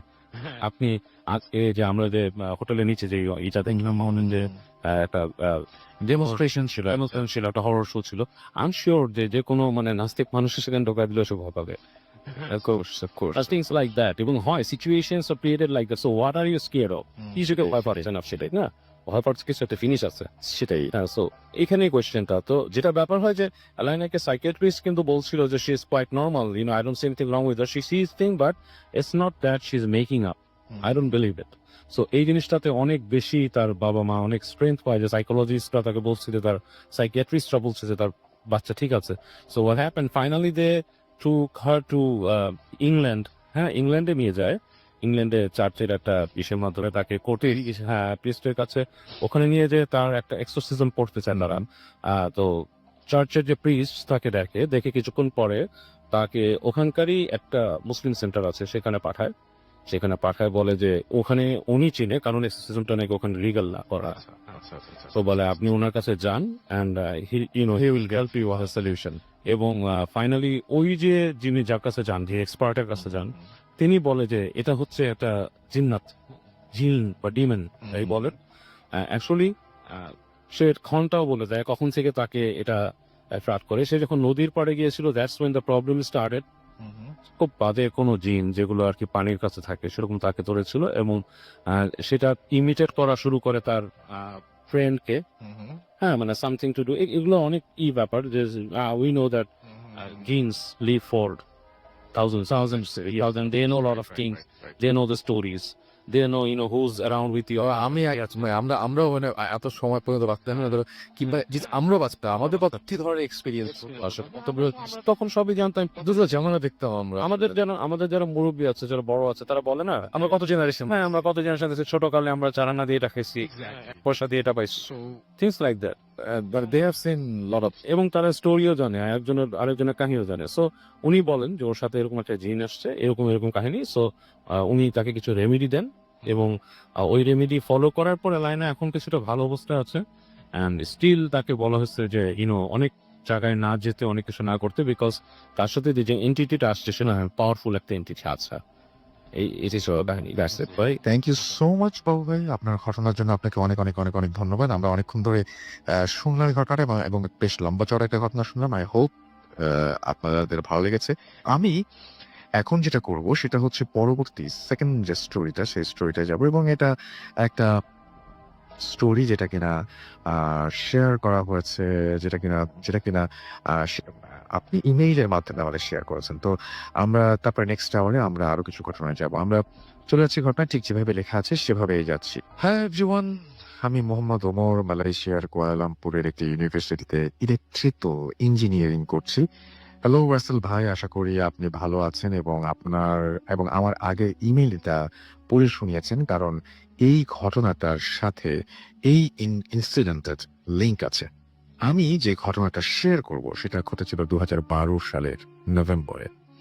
আমি এবং আমার দুই ফ্রেন্ড শান্ত এবং সোহান, তাদের সাথে আমরা প্রায়ই হঠাৎ প্ল্যান করি দূরে কোথাও ঘুরতে যাব। স্পেশালি রাতে আমরা ঘুরতে প্রচন্ড পছন্দ করি। একদিন আমার ফ্রেন্ড শান্তর উত্তরার বাসায় আড্ডা দিচ্ছিলাম। হঠাৎ করে প্ল্যান হলো যে ট্রেনে করে আজকে রাতে কোথাও ঘুরতে যাব। সো প্ল্যান মতো এয়ারপোর্ট রেলওয়ে স্টেশনে চলে আসলাম। তখন রাত 12টা বাজে মেবি। জানি না কেন হঠাৎ আমরা ঠিক করলাম ময়মনসিং যাব। বাট সেদিন ময়মনসিং এর কোনো ট্রেন ছিল না। লাস্ট ট্রেনটাও 11টায় চলে গেছে। আমরা বসে রইলাম, কিছুক্ষণ পর একটা লোকের দিকে মানে লোকের কাছে জানতে পারলাম যে 1:30-এর দিকে ট্রেন যাবে ময়মনসিংহের মহেশখালী স্টেশনে। বাট ট্রেনটা প্যাসেঞ্জার ট্রেন না, মালবাহী ট্রেন। রেলওয়ে ট্র্যাকস নিয়ে যাবে এবং তারপরও আমরা উঠে পড়লাম। ট্রেনে শুধু 2টা কম্পার্টমেন্ট আছে, ইঞ্জিন এবং ফুট, আর বাকি যে ট্রেনটা ফুললি ওপেন। আমরা আমাদের ওপেন যে ট্রেনটা সেখানে বসলাম এবং লাস্টের দিকে আমাদের কাছে এক প্যাকেট সিগারেট ছিল, বাট ম্যাচ মাত্র 4-5টা স্টিক ছিল। রানিং ট্রেনে ম্যাচ দিয়ে সিগারেট জ্বালানোটা খুব কঠিন কাজ। একটা সিগারেট জ্বালাতে গিয়ে সবগুলো স্টিক শেষ হয়ে গেল। আমরা ঠিক করলাম যে একটার পর একটা সিগারেট জ্বালাবো, আস্তে আস্তে শেষ হয় এবং যাতে আস্তে আস্তে শেষ হয়। এরপর যেহেতু প্যাসেঞ্জার ট্রেন না, সো এটা কোনো স্টপও করবে না। যাই হোক, আমরা যাচ্ছি। যখন আমরা গিয়েছি গাজীপুরের জামতলা না কোন জানি স্টেশনের পর পার হলাম। আমি ঠিক নেমটা জানি না। আমরা দেখলাম একটি বৃদ্ধ লোক, সাদা দাড়ি, সাদা চুল, লাইট ব্লু একটা শার্ট আর সাদা একটি লুঙ্গি পরে আছে এবং নিচু হয়ে কি যেন করছে। শীতের রাত, তাই আমরা মনে করলাম আগুন জ্বালাচ্ছি, সো অত একটা খেয়াল করলাম। একটা ঘটনা চলার পরে আমরা একটা ধান ক্ষেতের সামনে দিয়ে যাচ্ছি এবং অনেক বড় ওপেন একটা ফিল্ড। আমরা তিনজনই দেখলাম দূরে আকাশ থেকে যেন 4টা আগুনের গোলা তারা নেমে আসছে এবং আমি বললাম যে দোস্ত, আমি শুনেছি যে এই আগুনের গোলাগুলো আসলে জিন। তাই যাই হোক, আমরা সামনে যাচ্ছি। ওই দিন ছিল আবার পূর্ণিমা, সো চারদিকে অনেক আলো ছিল, সব ক্লিয়ারলি দেখা যাচ্ছিল। সামনেই এক পাশে একটা নদী বা লেক পড়লো এবং আরেক পাশে জঙ্গল। হঠাৎ খুবই বাজে একটা গন্ধ নাকে এসেছে এবং নাকে এসে লাগলো সুলফুর মতো এবং এটা হচ্ছে যে কি আমি বুঝলাম না, যেটা যেটা মানে আচ্ছা সালফারের মতো হবে বোধহয়, যেটা হচ্ছে পচা ডিম থেকে আসে এরকম টাইপের একটা গন্ধ। অলরাইট, এবং একটা শুটকি মাছের গন্ধ আমি পাচ্ছিলাম। এটা চললো প্রায় 5-7 মিনিটের মতো। এরপরে আমাদের হঠাৎ করে খুব গরম লাগতে শুরু করলো এবং যেটা ইউজুয়াল কারণ নভেম্বর মান্থে খোলা ট্রেনে খুবই আনইউজুয়াল কিন্তু না, যে গ্রামের কোনোখানে শীতে জমে যাওয়ার কথা। আমরা শুয়ে পড়লাম। দেন একটা সময় আমরা নদী পাশ থেকে পার হয়ে গেলাম এবং একটি ছোট এবং গরম লাগা তাও চলে গেল এবং স্মেলটা এবং গরম লাগাটা দুটোই চলে গেল। আমরা তখন অতটা ভয় পাইনি। ঠিক তখনই দেখলাম আবার সেই বুড়ো লোকটা যাকে গাজীপুরে দেখেছিলাম, পুরনো সেই লাইট ব্লু শার্ট এবং হোয়াইট লুঙ্গি আমাদের দিকে অপলক দৃষ্টিতে তাকিয়ে আছে। তাকে পাস করলাম। হঠাৎ আমি বললাম, যেই তাকে পাস করলাম আমি বললাম যে এটা কিভাবে সম্ভব, কারণ একটা লোক এত দূর ডিস্টেন্সে কেমনে আসবে, কারণ সে আমাদের ট্রেনেও ওঠে না। আশেপাশে কোনো বাস স্ট্যান্ড নাই, কারণ আমাদের দেশে বাস স্ট্যান্ড আর ট্রেন স্টেশন বেশ দূরে থাকে, মানে কোনো কোনো জায়গায় থাকে, আবার কোনো কোনো জায়গায় কাছেও থাকে। এবং সে কিভাবে কাভার করবে জায়গাটা চিন্তা করে আমি জাস্ট আমার গা শিউরে উঠলো। তারপর আবার সবাই চুপচাপ বসে আছি। প্রায় 20 মিনিট পর একটা লোক চোখের পলকে খোলা ট্রেনে উঠে গেল এবং আমরা তাকে উঠতে দেখলাম না। রানিং ট্রেনে উঠে আরেকজন মানুষের জন্য টাফ, অ্যাট লিস্ট তাকে দৌড়াতে হবে, বাট সে সামহাও উঠে গেল এবং আমরা অবাক হলাম, তবে কিছু বললাম না। লোকটি হোয়াইট পাঞ্জাবি এবং হোয়াইট ধুতি পরেছিল। একটু পর লোকটি হঠাৎ সোহানের পাশে এসে বসলো এবং বলল যে কেমন আছো সোহান? বলল ভালো, আপনি? লোকটি বলল, আমাকে তোমরা চিনবে না, কিন্তু আমি তোমাদের ব্যাপারে সব জানি। তারপর সোহানকে জিজ্ঞেস করলো, শান্তকে দেখিয়ে ওই যে তোমার কাজিন তাই না? ও বলল, আমার কাজিন। লোকটি বলল, মিথ্যা বলো কেন, তোমরা দুজন মামাতো ভাই। এবং আমরা অবাক হলাম, কারণ এটা সত্যি ছিল, বাট ওটা দেখে ও দেখতে অনেক ডিফারেন্ট। যাই হোক, আমি বললাম যে আপনি আর কি জানেন আমাদের ব্যাপারে? তখন লোকটি বললেন যে শান্ত দিকে ঘুরে বললেন যে হ্যাঁ, তোমার বাবা মা যে একটা বাচ্চা পেয়েছিল কানাডাতে থাকতে, ঠিক বলছি না? এটা শুনতে আমরা অবাক হয়ে গেলাম, কারণ এটা সে কিভাবে জানে? আমরা ভয় পেলাম খুব এবারও এবং সে বিকট কণ্ঠে হাসতে শুরু করলো এবং হাসিটা কেমন যেন বলে বোঝাতে পারবো না। 2-3 জন লোক একসাথে যদি হাসে তেমন সাউন্ড হবে, ঠিক তেমন একটা সাউন্ড। এবং তিনি এটা মানে নন বিলিভ মানে এটা যদি কেউ বিলিভ মি অর নট, রাতের বেলায় একরকম করে যদি কেউ এরকম করে যদি কেউ হাসি শোনেন এবং সেখানে সে টিকতে পারবে না এবং যেখানে পসিবল না। যাই হোক, আল্লাহ আমাদের সাথে করুন এবং আমাদের ট্রেন দেখি স্লো করলো অ্যান্ড মহেশখালী স্টেশনে আমরা আসলাম এবং আমার ট্রেন ফুল স্টপ হওয়ার আগেই লাফিয়ে নেমে গেলাম এবং ট্রেন থামার পর দেখি লোকটা নামলো। ফজরের আজান দিল 10 থেকে 15 মিনিট বাকি। লোকটা দেখি নেমে স্টেশনে আরেকটা যেই ট্র্যাক আছে ওটা ঘেঁষে বসলো, যদি কোনো ট্রেন অপোজিট থেকে আসে তাহলে তাকে হিট করবে। আমরা 3 জন তখন চিন্তা করলাম যে আমাদের সাথে কতগুলো ইনসিডেন্ট এক রাতে ঘটছে। দেখি স্টেশনের পাশে একটা চায়ের দোকান খুলেছে একটি মহিলা। আমরা দোকানের দিকে হাঁটতে লাগলাম এবং ওই ট্রেনের লোকটি ট্র্যাকে বসে আমাদের দিকে শুধু ঘাড় ঘুরিয়ে তাকাচ্ছে এবং একটা অ্যাঙ্গেলে যেটা হিউম্যান কোনো মানুষের পক্ষে পসিবল। দূর থেকে ট্রেনের লাইট দেখলাম অ্যান্ড সাথে সাথে লোকটা চোখের সামনে ভ্যানিশ হয়ে গেল। আমরা তাড়াতাড়ি এবং তার চায়ের দোকানে কথা বলছিলাম এগুলো কিভাবে সম্ভব। দেন ওই চায়ের দোকানের চাচি বলল যে আপনারা কার কথা বলছেন, আমি তো শুধু আপনাদের তিনজনকে দেখলাম, আর কাউকে তো দেখলাম না। আমরা আর কথা বাড়ালাম না, জিজ্ঞেস করলাম না নিয়ারবাই বাস স্ট্যান্ড কই। দেন খুঁজে সকাল 7টার বাসে ঢাকা র্যাক করলাম। এটাই ছিল ঘটনা। ঢাকা আসার পরে সোহান একটু অসুস্থ হয়ে গেল এবং 2 উইকস পরে সুস্থ হয় এবং প্রায় প্রতিদিনই লোকটাকে স্বপ্ন দেখতো। ওর ওয়েট অনেক লস হতে থাকে এবং হুজুরের কাছে তাকে নিয়ে যাওয়া হলো, তাতে একটু সমস্যা কমলো অ্যান্ড কিছুদিন পর সব নর্মাল হয়ে যায়। হঠাৎ 2013 1 আগস্ট তাকে আর খুঁজে পাওয়া যাচ্ছিল না। অনেক চেষ্টা করা হয়েছে, পুলিশ সার্চ ও করেছে, বাট আজ পর্যন্ত ও কোথায় আছে, কেমন আছে সেটা আমরা জানি না। ওর মিসিং হওয়ার পিছে এই ঘটনাটা আছে সেটা আমি বলবো না, বাট কে জানে আসলে কি হয়েছে। আমি জানি না এই ঘটনাটা কতটুকু বিলিভ করবেন আপনারা, কিন্তু এক ঘটনা যখন জীবনে ঘটতে থাকে সেটাকে অবিশ্বাস করা বা অস্বীকার করা অসম্ভব। থ্যাংক ইউ রাসেল ভাই and thank you everyone. Mohammad Omar Faruk, তারপরে তিনি কন্ট্যাক্ট নাম্বার দিয়েছেন। এই মুহূর্তে তিনি আছেন মালয়েশিয়াতে অ্যান্ড তার পার্মানেন্ট অ্যাড্রেস হচ্ছে মিরপুর 12। তো যাই হোক, আমাদের এই ছিল ঘটনা এবং আমরা এখন যেটা করবো সেটা হচ্ছে মেসেজ কিছু পড়বো। তবে তার আগে আহমান ভাইয়ের কাছ থেকে তার প্রথম পদ্মপুকুরের একটা ঘটনা রয়েছে, যেটি ওয়ান্ডারফুল একটা স্টোরি। সেই ঘটনাটি আমরা শুনে আসবো। আসসালামু আলাইকুম লিসেনার্স। রাসেল ভাইকে অসংখ্য ধন্যবাদ, ভূত এফএম টিমকে ধন্যবাদ আজকে মানে এত সুন্দর একটা অনুষ্ঠানে আমন্ত্রণ জানানোর জন্য। বিশেষ করে এখানে আসার পর রাসেল ভাই মানে সবকিছু খুব এনজয় করছি স্টিল নাও। বিশেষ করে আমি আর ফারনান মনে হয় যতজন গেস্ট আসছে সবচেয়ে বেশি এনজয় করেছি আমরা দুইজন। তো অসংখ্য ধন্যবাদ আপনাদেরকে, ভূত এফএম টিমকে এবং হোটেল 6 সিজনের কর্তৃপক্ষকে, তাদের মানে সবার সম্মিলিত প্রচেষ্টা এত সুন্দর একটা মানে আয়োজনের জন্য। আসলে আমি এখন যে ঘটনাটি শেয়ার করতে যাচ্ছি সেই ঘটনাটি একটি বিল কেন্দ্রিক ঘটনা। তো বিলের বর্ণনা দিয়ে আমি আগে দেব, তারপর আমি মেইন ঘটনাতে যাব। এই বিলটি রাজবাড়ী জেলার কালুখালী উপজেলাতে অবস্থিত। কালুখালী মেইন যেই উপজেলা কমপ্লেক্স আছে সেখান থেকে 2 কিলোমিটার ভিতরে যেতে হয়। তো ওই বিলের পাশ দিয়ে যে রাস্তাটি গিয়েছে 2016 সালে ওখানে রাস্তা নির্মিত হয়। আগে ওখানে মানে সাধারণ রাস্তা ছিল, মানে মাটির রাস্তা ছিল এবং আসলে ওই জায়গাটা এতটা মানে ভয়ঙ্কর যে দিনের বেলাতেও ওই রাস্তা দিয়ে লোকজনের আনাগোনা খুব কম, আর রাতের বেলাতেও কোনো প্রশ্নই আসে না। আর ওই বিল কেন্দ্রিক অসংখ্য ঘটনা আছে, ছোটখাটো অনেক ঘটনা যেগুলো বলে শেষ করা যাবে না।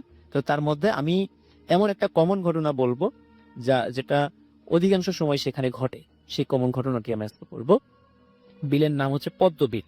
ওই এলাকার যারা আছেন তারা অবশ্যই পদ্মবিলের নামে একই রাজবাড়ী জেলার কালুখালী উপজেলায়। তো যারা ওই এলাকা আছেন তারা সবাই পদ্মবিলের নাম জানেন, আর যারা জানেন না আজকে অবশ্যই আমার মাধ্যমে ওই জায়গাটা সম্পর্কে জানবেন। কারো যদি দেখার ইচ্ছা হয় অবশ্যই সেই জায়গায় গিয়ে দেখে আসবেন এবং রিকোয়েস্ট করবো অবশ্যই দিনের বেলা যাবেন, কখনো রাতের বেলা নয়। আচ্ছা রাসেল ভাই, ওই পদ্মবিলের ওখানে একটি বড় একটি মানে পাকড় গাছ রয়েছে। আমি নিজেও ওখানে গিয়ে দেখে এসেছি এবছরের ফেব্রুয়ারি মাসে গিয়ে, যখন শীত প্রায় শেষের দিকে। তখন আমি রাজবাড়ির যেই আমাদের হরর টিম আছে, যেটা আমাদের ভূতি ফ্যান ক্লাব যেটা আছে, ওরা আমাকে বলেছিল যাওয়ার জন্য, ওরা ইনভাইট করেছিল। আমি গিয়ে ওখানে দেখে এসেছিলাম, তখনই ঘটনাটা কালেক্ট করা। কিন্তু বিভিন্ন কারণে বলবো করে বলা হয় না, আজকে হলোইনের প্রোগ্রামে হররটি শেয়ার করতে চাই। ফয়সল ভাই, ওইখানে একজন মানে কৃষক আছেন। তো ওই কৃষকের নাম হচ্ছে হলো জালাল মিয়া। তো উনি খুব দরিদ্র।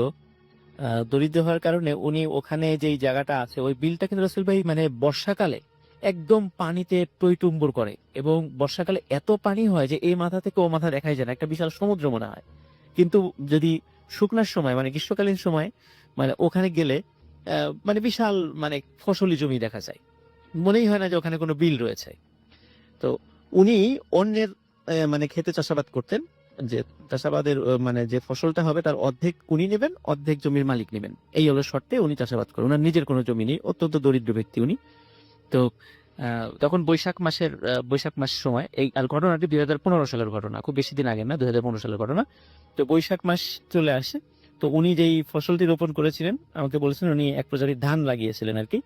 তো ওই ধানটা যখন লাগান তখন ওনার ওই ধানটা যখন প্রায় পাত ধরে এসছে, তখন ওনার ওই জমির যে মালিক বলে যে দ্রুত ধানটা কাটতে, না হলে বৈশাখ মাসে ঝড় আসবে, যদি শিলাবৃষ্টি হয় তাহলে ধান নষ্ট হয়ে যেতে পারে, তো তুমি দ্রুত কেটে আমার ভাগেরটা আমার বাড়িতে দিয়ে আসো। তো উনি একদিন খুব দ্রুত কেটে ওই জমির মালিকের বাড়িতে দিয়ে আসেন, এবং ওনারটাও কেটে কিছু অংশ ওনার নিজের বাড়িতেও রাখেন, কিন্তু সবটুকু কেটে শেষ করতে পারেনি, কিছু অংশ ছিল। তো একদিন রাতের বেলা, বিশেষ করে মানে ওখানে তো 7টা-8টা মানে অনেক রাত, এখনো পর্যন্ত সেখানে 7টা মানে মানে অনেক রাত। তো রাতের বেলা উনি চিন্তা করলেন যে যদি কোনো কারণে ঝড়ো বৃষ্টি হয় বা শিলাবৃষ্টি হয় আজকে রাত্রে, তাহলে তো যেই ফসলটুকু আছে ওটা তো আমার ভাগে, তাহলে তো পুরোটাই নষ্ট হয়ে যাবে, তাহলে আমি কি খাবো? সুতরাং ওদিকে মেঘ গুড় করছিল, উনি ভয় পাচ্ছিলেন যে যদি সত্যি বৃষ্টি হয় ডুবে যায় মানে নষ্ট হয়ে যায় তাহলে তো অনেক ক্ষতি হয়ে যাবে আমার। তো উনি সিদ্ধান্ত নিলেন এই রাতের বেলায় উনি হারিকেন নিয়ে ওখানে যাবেন, রাতের বেলায় যত ধান আছে উনি নিজেই সব কেটে ফেলবে। আর উনি অনেক দরিদ্র লোক ছিল, আসলে উনি যে সাথে কোনো সহযোগী নেবেন ওনার সেই সামর্থ্যও ছিল না। তো উনি ওনার স্ত্রীকে বললেন যে উনি পদ্মবিলে যাবেন, উনি ফসল কেটে নিয়ে আসবেন। তো ওনার স্ত্রী বললেন যে এত রাতে যাওয়া ঠিক হবে না, কারণ এমনিতেই জায়গাটা ভালো না। কিন্তু যেহেতু উনি দরিদ্র মানুষ, আসলে অভাবটা আমাদের সবকিছু কিন্তু ম্লান করে দেয়, ভয় অনেক কিছুই আমাদের সেটাকে করে দেয় আর কি। তো উনি ওই কারণে হাতে একটি হারিকেন এবং কাঁচি নিয়ে, আমাদের এলাকায় যেটাকে কাঁচি বলি, ধান কাটার সময় যেটা ব্যবহার করে, কাঁচি নিয়ে উনি ওই বিলে চলেছেন। তো ওনার যে জায়গাটা সেখানে আহ, কাটা শুরু করেন। তো আসলে একটা বিষয় বলি, ওই যে পাকড় গাছের কথা বলেছি, ওই পাকড় গাছের নিচে একটি কুয়া ছিল। কুয়াটি 2016 সালে যখন ওই রাস্তা মানে পাকা রাস্তা করে ওই জায়গাটা, রাস্তার সম্প্রসারণের কারণে ওই কুয়াটা এখন ঢেকে গেছে, ওখানে মাটি টাটি ফেলে ওটা করে দেওয়া হয়েছে। ওই কুয়া কেন্দ্রিক অসংখ্য মানে ঘটনা আছে আর কি, কারণ ওই কুয়ার মধ্যে যে কত লোককে হত্যা করে ওর মধ্যে ফেলে রাখা হয়েছিল মানে তার কোনো হিসাবই নেই। আচ্ছা। ওখানে স্থানীয় লোকরা ওইটা সবাই জানেন আর কি, এই কুয়া সম্পর্কে আর ওই গাছ সম্পর্কে। তো উনি যথারীতি উনি ফসল কাটা শুরু করছিলেন, যখন ফসল কাটছেন আস্তে আস্তে কাটছেন, হঠাৎ ওনার মনে হলো যে আর্মিরা যেমন মানে সবাই সারিবদ্ধভাবে মার্চ করতে করতে এগিয়ে আসে, মনে হচ্ছিল ওনার পেছন থেকে অনেক লোক মার্চ করতে করতে এগিয়ে আসে। তখন উনি পেছন দিকে তাকান, উনি পেছন দিকে তাকানোর পরে দেখতে পারেন ওই কুয়া থেকে অনেক লোক উঠে আসছে, এবং কারো কারোর সাথে ঘোড়া রয়েছে, এবং আসল ভাই ওই ঘোড়াগুলোর একটারও মাথা ছিল না। আচ্ছা। ওই কুয়ার মধ্যে থেকে সব উঠে আসছে একে একে। তো একে একে উঠে উঠে সবাই ওই মাঠের মধ্যে যাচ্ছে, যেতে যেতে আসলে সবাই মানে মাঠ বিশাল মাঠ, ওই মানে হাজার হাজার এরকম লোক মানে ঘিরে দাঁড়ায়, মাঠের ভিতরে গোল হয়ে দাঁড়ায়। এখন থেকে ওদের মধ্যে থেকে বেশ কিছু লোক রাজার মতো পোশাক পরা, তারা এগিয়ে গিয়ে একটা জায়গায় বসে। বসার পরে ওই যে আসলে ঘোড়ার কথা বললাম, ওই ঘোড়ার উপরে সওয়ারিও ছিল। তখন ওরা সবাই ঘোড় দৌড়ের প্রতিযোগিতা করছে ওইটুকুর মধ্যে, মানে কে ফার্স্ট হবে। আর ওই যে রাজার মতো কয়েকজন বসে আছে, ওনারা ওটা দেখছেন। তো মনে হচ্ছে যে এখানে মানে একটা ঘোড় দৌড়ের প্রতিযোগিতা হচ্ছে। রাইট। তো উনি এই বিষয়টা দেখেন, আর আরেকটা জিনিস হিসেবে দেখেন ওখানে যতগুলো লোক ছিল মানে সবার মুখটা মনে হচ্ছে যে সবার মুখটা মানে মাথাটা কঙ্কাল, মানে আমাদের শরীরে মানে বডি ঠিক আছে বাট মাথাটা মনে হচ্ছে শুধু খুলি, মানে এমনি কঙ্কাল যেটা বোঝায় আর কি, মাথাটা, মুখে কোনো মাংস নেই। এই দৃশ্য উনি দেখেন। তো এই দৃশ্য দেখে উনি যে ওখান থেকে দৌড় দিয়ে চলে আসবেন, ওনার শরীরটা মানে এমন ভাবে মনে হচ্ছিল ওনার শরীরটা জমে গেছে, উনি 1 ইঞ্চি ওখান থেকে নড়তে পারছিলেন না। তো উনি সব দেখছেন। কিছুক্ষণ পরে দেখা যায় ঘোড় দৌড়ের এই প্রতিযোগিতা শেষ হয়ে গেল, আবার সবাই সারিবদ্ধভাবে মানে হেঁটে হেঁটে ওই কুয়ার দিকে যেতে থাকলেন, এবং সবাই কুয়ার মধ্যে চলে যাচ্ছে। আচ্ছা। ওই দৃশ্য উনি দেখছেন এবং তাকিয়ে দেখছেন। কিছুক্ষণ পরে মনে হলো সবাই চলে গেছে ওর মধ্যেই। হঠাৎ উনি ফিল করলেন ওনার পেছনে কে একজন দাঁড়িয়ে আছে। আচ্ছা তখন উনি সাহস করে ঘুরে তাকালেন। তখন ঘুরে তাকিয়ে দেখলেন মানে মানে খুবই কুৎসিত চেহারার, মাথায় জট রয়েছে, একজন মহিলা দাঁড়িয়ে আছে। আচ্ছা তখন মহিলা মানে তাকে বলছে যে তুই আহ, এত কিছু দেখে ফেললি, তুই এখান থেকে সরে গেলি না কেন, কাজটা ভালো করলি না। তো এই কথা যখন বলেছেন ওই মহিলার ভয়ঙ্কর চেহারা দেখে উনি তখন আর সাহস ধরে রাখতে পারেন নাই, উনি ওখানে সেন্সলেস হয়ে পড়ে যান। তো সকালে যখন পদ্মবিলের সকালে যারা কাজ করতে এসেছে তখন তাকে সেন্সলেস অবস্থায় পান, তখন তাকে আবার জ্ঞান ফেরানো হয়। তখন উনি এই সব স্তরে সবাইকে ঘটনাটা বর্ণনা করেন যে এই ঘটনাটা ঘটেছিল। তো আসলে ওই ঘটনাটা এখানে শেষ হলে পারতো, কিন্তু আসলে ওই ঘটনাটা এখানে শেষ হয়নি, কারণ ঘটনা আরেকটা খুবই একটা করুণ পরিণতির দিকে গিয়েছিল, সেটাই বলবো এখন। তো বর্ষাকালে কিন্তু ওই পদ্মবিল মানে মনে হয় যে সমুদ্রের মতো, আমি তো বলেছি একটু আগে, মানে এই মাথা থেকে ও মাথা আপনি কিছুই দেখতে পারবেন না, মানে চোখ যত দূর যায় শুধু পানি আর পানি। তো উনি আর ওই সময় ওই অঞ্চলের লোকজন যে কাজটা করে, ওই সময় তো সব ফসল মানে পানির নিচে তলিয়ে যায়, ওই সময় সবাই মাছ ধরে ওখানে ওই পদ্মবিলে মাছ ধরে। আচ্ছা তো সারা রাত ধরে মাছ ধরে, সকালবেলা রাজবাড়ির বাজার, কালুখালী বাজার, তারপরে আপনার পাংশা যে থানাটা আছে, ওরা ওখানে মাছগুলো নিয়ে যায়। তো যেহেতু মানে একদম মানে কোনো চাষ করা মাছ না, এবং ওই পদ্মবিলের মাছের এখনো পর্যন্ত আমাদের ভালো কদর আছে, মানে বেশ কদর আছে। আমরা বাজারে গেলেই রাজবাড়ি গেলে যদি শুনি যেটা পদ্মবিলের, তাহলে আমরা সবাই মানে বেশি দাম হলে ওটা কিনে নেওয়ার চেষ্টা করি। আমাদের জন্য এভাবে নিয়ে আসবেন। জি। তো ওখানে ওই যেই মানে জালাল মিয়া, উনি ওনার সন্তান রয়েছে, দুটো সন্তান রয়েছে, যে সন্তানের বয়স 15 বছর, তো বড় ছেলে আর কি, তাকে নিয়ে রাতের বেলা মাছ ধরতে যেতেন। ওনার একটা নৌকাও ছিল, মাছ ধরতে যেতেন। তো নৌকাটা আসলে ওনাদের না, উনি যে ভাড়ায় মানে ঠিক ভাড়ায়, যেমন ওই মানে অর্ধেক অংশ ফসলের, অর্ধেক অংশ মালিকের, অর্ধেক অংশ ওনার। তো মাছ ধরার পরে অর্ধেক অংশ হচ্ছে নৌকার এবং জালের মালিকের, আর অর্ধেক অংশ ওনাদের। তো এই শর্তে আর কি ওনারা মাছ ধরতে নাকি। তো যখন মাছ ধরছিলেন হঠাৎ করে মানে আহ, মানে জালাল মিয়া বলছে আপনার ছেলেকে, বাবা নিচে দেখতো, মনে হচ্ছে যে জালটা কোনো কিছুতে আটকে গেছে, তো তুই একটু নিচে নেমে জালটা ছাড়িয়ে দে। তো বলছে ঠিক আছে যাচ্ছি। তো সে পানির মধ্যে নামে, ডুব দিয়ে জালটা ছাড়ানোর জন্য যায়। নাসির ভাই ওই ছেলেটা আর উঠে আসছিল না। আচ্ছা তো উনি বারবার মানে চিন্তা করছে যে কি ব্যাপার, কোথায় গেল। তো ছেলেটা উঠে আসছে না কেন, ওনার সন্দেহ লাগে। ওনার আশেপাশে আরো যেই নৌকাগুলো ছিল তাদেরকে ডাক দেয়, তারাও আসে। আসার পরে বলে যে আমার ছেলেটা নিচে নামলো, কিন্তু এখন তো উঠে আসছে না। তখন আহ, আরো যারা ইয়াং কয়েকজন ছিল, কারণ জালাল মিয়ার বয়স একটু বেশি ছিল, উনি নিচে নামতে পারছিলেন না। ওনার ওই সময় ঠান্ডাও লেগেছিল, যার কারণে উনি নিজে নামছিলেন না। তখন আরো কয়েকজন ইয়াং যারা ছিলেন, ওনারা নিচে নামলেন। তো নিচে নেমে রাসেল ভাই ওই ছেলেটাকে টেনে তোলে। ছেলেটাকে টেনে তোলার পর দেখা যায় যে তার ছেলেটা মৃত, এবং তার শরীরের যে মাথাটা ছিল, মাথাটা রাসেল ভাই মনে হচ্ছে যে মানে মাথাটা আমাদের যেদিকে আমরা মুখ করে থাকি, আমাদের বুক এবং মুখ তো সমান দিকে থাকে, তার মাথাটা ঘুরিয়ে একদম পিঠের দিকে করে দেয়, মনে হচ্ছে কেউ মাথাটা ভেঙে পেছন দিকে করে দিয়েছে। তো এই একটা করুণ পরিণতি ঘটে তার ছেলের সাথে।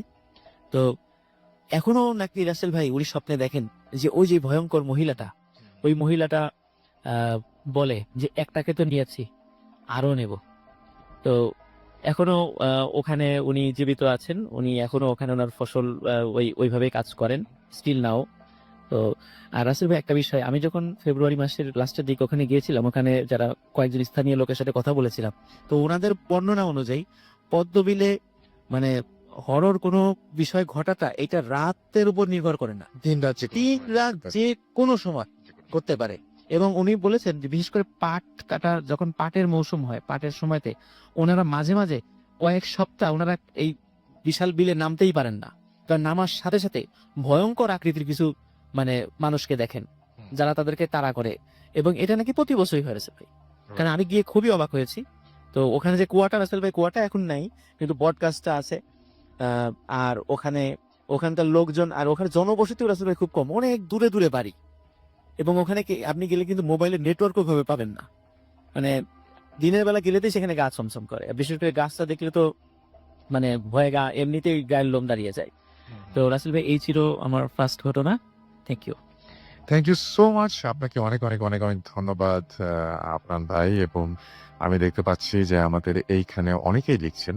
আমরা চলে যাব আরো একটা ঘটনায়, এবং আমাদের সঙ্গে এই মুহূর্তে উপস্থিত আছেন পানান, এবং পানানের কাছে আমরা আরেকটা ঘটনা শুনবো। মানে ১ম ঘটনা শুনবো। পানান? জি ভাইয়া, প্রথমেই আসলে আপনাকে অনেক থ্যাংক ইউ যে আমাকে বোধের সময় একটা স্পেশাল এপিসোড ইনভাইট করেছেন। আর যথেষ্ট এনজয় করেছি আমি। আমি আরো অনুযায়ী তো যথেষ্ট মজা করছি সারাক্ষণ যতক্ষণ ছিলাম। আর বিশেষ করে যে আমাদের যে নিচের যে হরর সেগমেন্টটা ছিল সেটা সবথেকে বেশি এনজয় করেছি। ইভেন আমি ফার্স্টে যখন ভাবছিলাম যে আমি একদমই ভয় পাবো না, কিন্তু শেষ পর্যন্ত আমিও আর কি ভয় পেয়ে গেলাম নিচে যাওয়ার পরে। ওকে, তো যাই হোক অনেক মজা করেছি আসলে। আর আজকে একটা ছোট্ট ঘটনা শেয়ার করবো আমি, যেহেতু লেট হয়ে গেছে অনেক। আর যেটা আমি বলবো যে you have enough time. So সমস্যা নেই, আমি বলছি।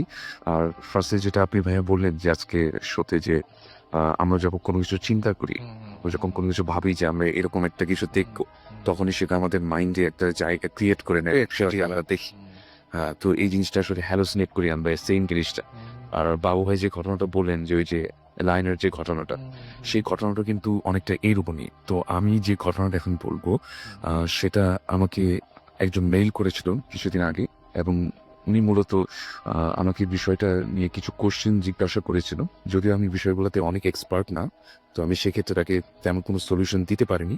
এবং উনি আমাকে একটা রিকোয়েস্ট করেছিল যে ভূত এফএমে যাতে আমি ঘটনাটা শেয়ার করি, এবং এই ঘটনাটা শেয়ার করার পরে যদি কোনো সলিউশন তাকে দেওয়া যায় বা কোনো হেল্প করা যায় সেক্ষেত্রে। তো যাই হোক, আমি ঘটনাটা শেয়ার করি।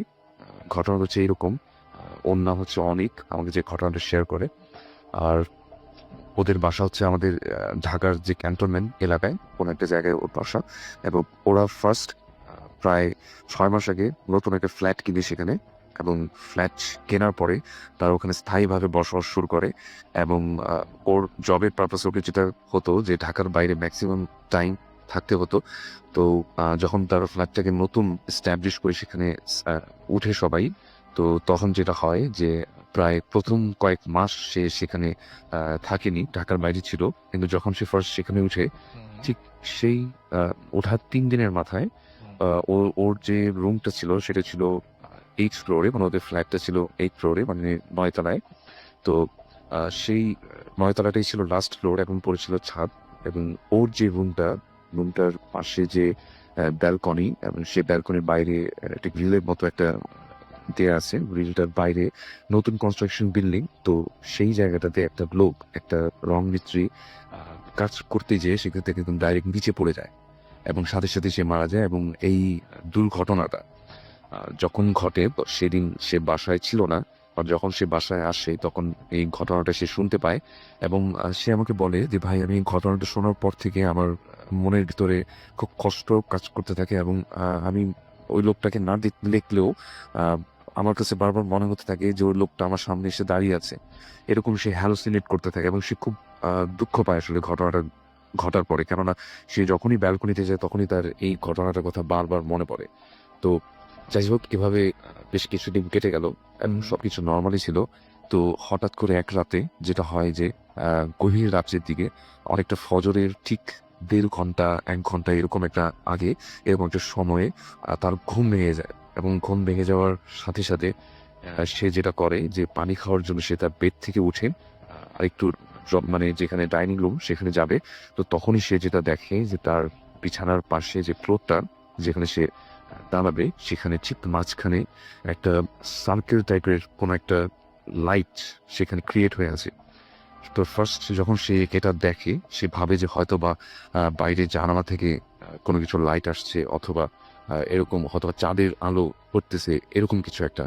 কিন্তু যখন সে ভালো মতো সেই লাইটের সোর্সটাকে খোঁজার চেষ্টা করলো, সে দেখলো যে না, এটা আসলে বাইরে থেকে আসছে না, এটার সোর্সটা ক্রিয়েট হয়েছে বাসার ভেতরের কোনো একটা জায়গা থেকে। সে খুব ভালো মতো দেখার চেষ্টা করলো যে এটা আসলে কোত্থেকে ক্রিয়েট হয়েছে। সে আমাকে যেটা বলে যে লাইটের এরকম একটা আকৃতি ছিল যে অনেক সময় আমরা যখন টর্চ লাইট জ্বালাই, এবং টর্চ লাইটের আলোটা যখন কোথাও মানে পড়ে, তখন সেটা কিন্তু একটা সার্কেল আকার ধারণ করে। রাইট। হ্যাঁ, ঠিক সেই রকম একদম তার ফ্লোরের মাঝখানে অনেক তীব্র আলো সম্পন্ন একটা লাইট মানে দেখা যাচ্ছে, কিন্তু সেটার সোর্স কোথায় সেটা সে খুঁজে পাচ্ছে না। ওকে।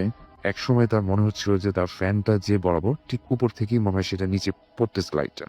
কিন্তু যখন সে ভালো মতো দেখলো যে না এরকম কোনো কিছুই আসলে তার রুমে নেই যেখান থেকে এরকম লাইটটা ক্রিয়েট হবে, তো সে বেশ ভয় পেল এবং সে কোনো সলিউশন না ভেবে চুপচাপ ঘুমিয়ে পড়ার চেষ্টা করলো। তো এভাবে রাতটা আসলে শেষ হয়ে গেল, কিন্তু রাত শেষ হওয়ার সাথে সাথে সলিউশন তো তার হলো না।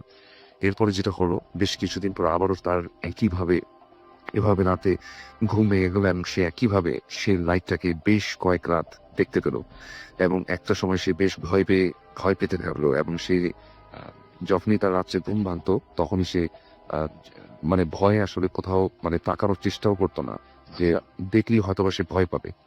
এভাবে করে আরো বেশ কিছুদিন কেটে গেল এবং এই সমস্যাগুলো আসলে তার নিজের মধ্যেই সে রেখে দিল, কারোর সাথে সে শেয়ার করতো না। সে মনে করতে যে হয়তোবা আমি হয়তোবা ভুল দেখি বা হ্যালোসিনেট করি এরকম কিছু একটা। কিন্তু বেশ কিছুদিন কেটে যাওয়ার পরে এরকমই একটা রাতে তার ঘুম আবার ভেঙে গেল এবং সে এই ঘটনাটার কথা প্রায় ভুলে গেছে এরকম বললেই হয়, যে হঠাৎ করে ভুলে গেছে। তো এরকম রাতে হঠাৎ করে তার ঘুমটা ভেঙে যায় এবং সেই রাত্রে আমি বলবো যে কিছুদিন আগে যে আমাদের এখানে ঢাকা শহরে প্রচুর বৃষ্টি হলো, সেই সময়টাতেই নাকি ঘটনাটা ঘটেছে। আচ্ছা। তো সে আমাকে যেটা বলে যে ভাই আমি এরকম সেই প্রচুর বৃষ্টি পড়তেছে কোনো একটা রাতে, মানে হঠাৎ করে আমার ঘুম ভেঙে যায় এবং সেই রাতে আমি ফ্যান অফ ছিল আমার, কেননা উপরে থাই গ্লাসটা একটু খোলা রাখা ছিল, সেখান দিয়ে প্রচুর বাতাস ঘরে প্রবেশ করতেছে, সেই জন্য সে ফ্যান অফ করে রেখেছিল এবং প্রচন্ড একটা সুন্দর একটা ওয়েদার ছিল সেদিন রাত্রে। সে বলে যে আমি ঘুম থেকে মানে ঘুমটা ভাঙার সাথে সাথে উঠে আমি টয়লেটে যাওয়ার জন্য যখনই মানে বিছানা থেকে নামতে যাব, তখনই আমার চোখ পড়লো আমার জানালার ঠিক মানে বিছানার বরাবর যে জানালাটা ঠিক সেটার পাশে। এবং এই জানালাটার যে মানে যে জায়গাটাতে রয়েছে এবং সেটার পাশে যে ব্যালকনিটা, এইখানটা দিয়ে কিন্তু ভাইয়া মানে লোকটা যে মারা গিয়েছিল রং মিস্ত্রিরা কাজ করতে যে, সে এই জায়গাটাতেই কিন্তু। তো সে এই জিনিসগুলোর কথা তার তখন মনে নেই আসলে, সে জাস্ট তার মানে কাজ করার জন্য সে বিছানা থেকে উঠবে, ঠিক এমন একটা সময় তার চোখে পড়লো যে তার জানালার পাশে যে পর্দাগুলা একদম বাতাসে পড়তেছে এবং ঠিক তার পিছনে যে ব্যালকনিটার দিকে মনে হচ্ছে কিছু একটা সে দেখতে পেল।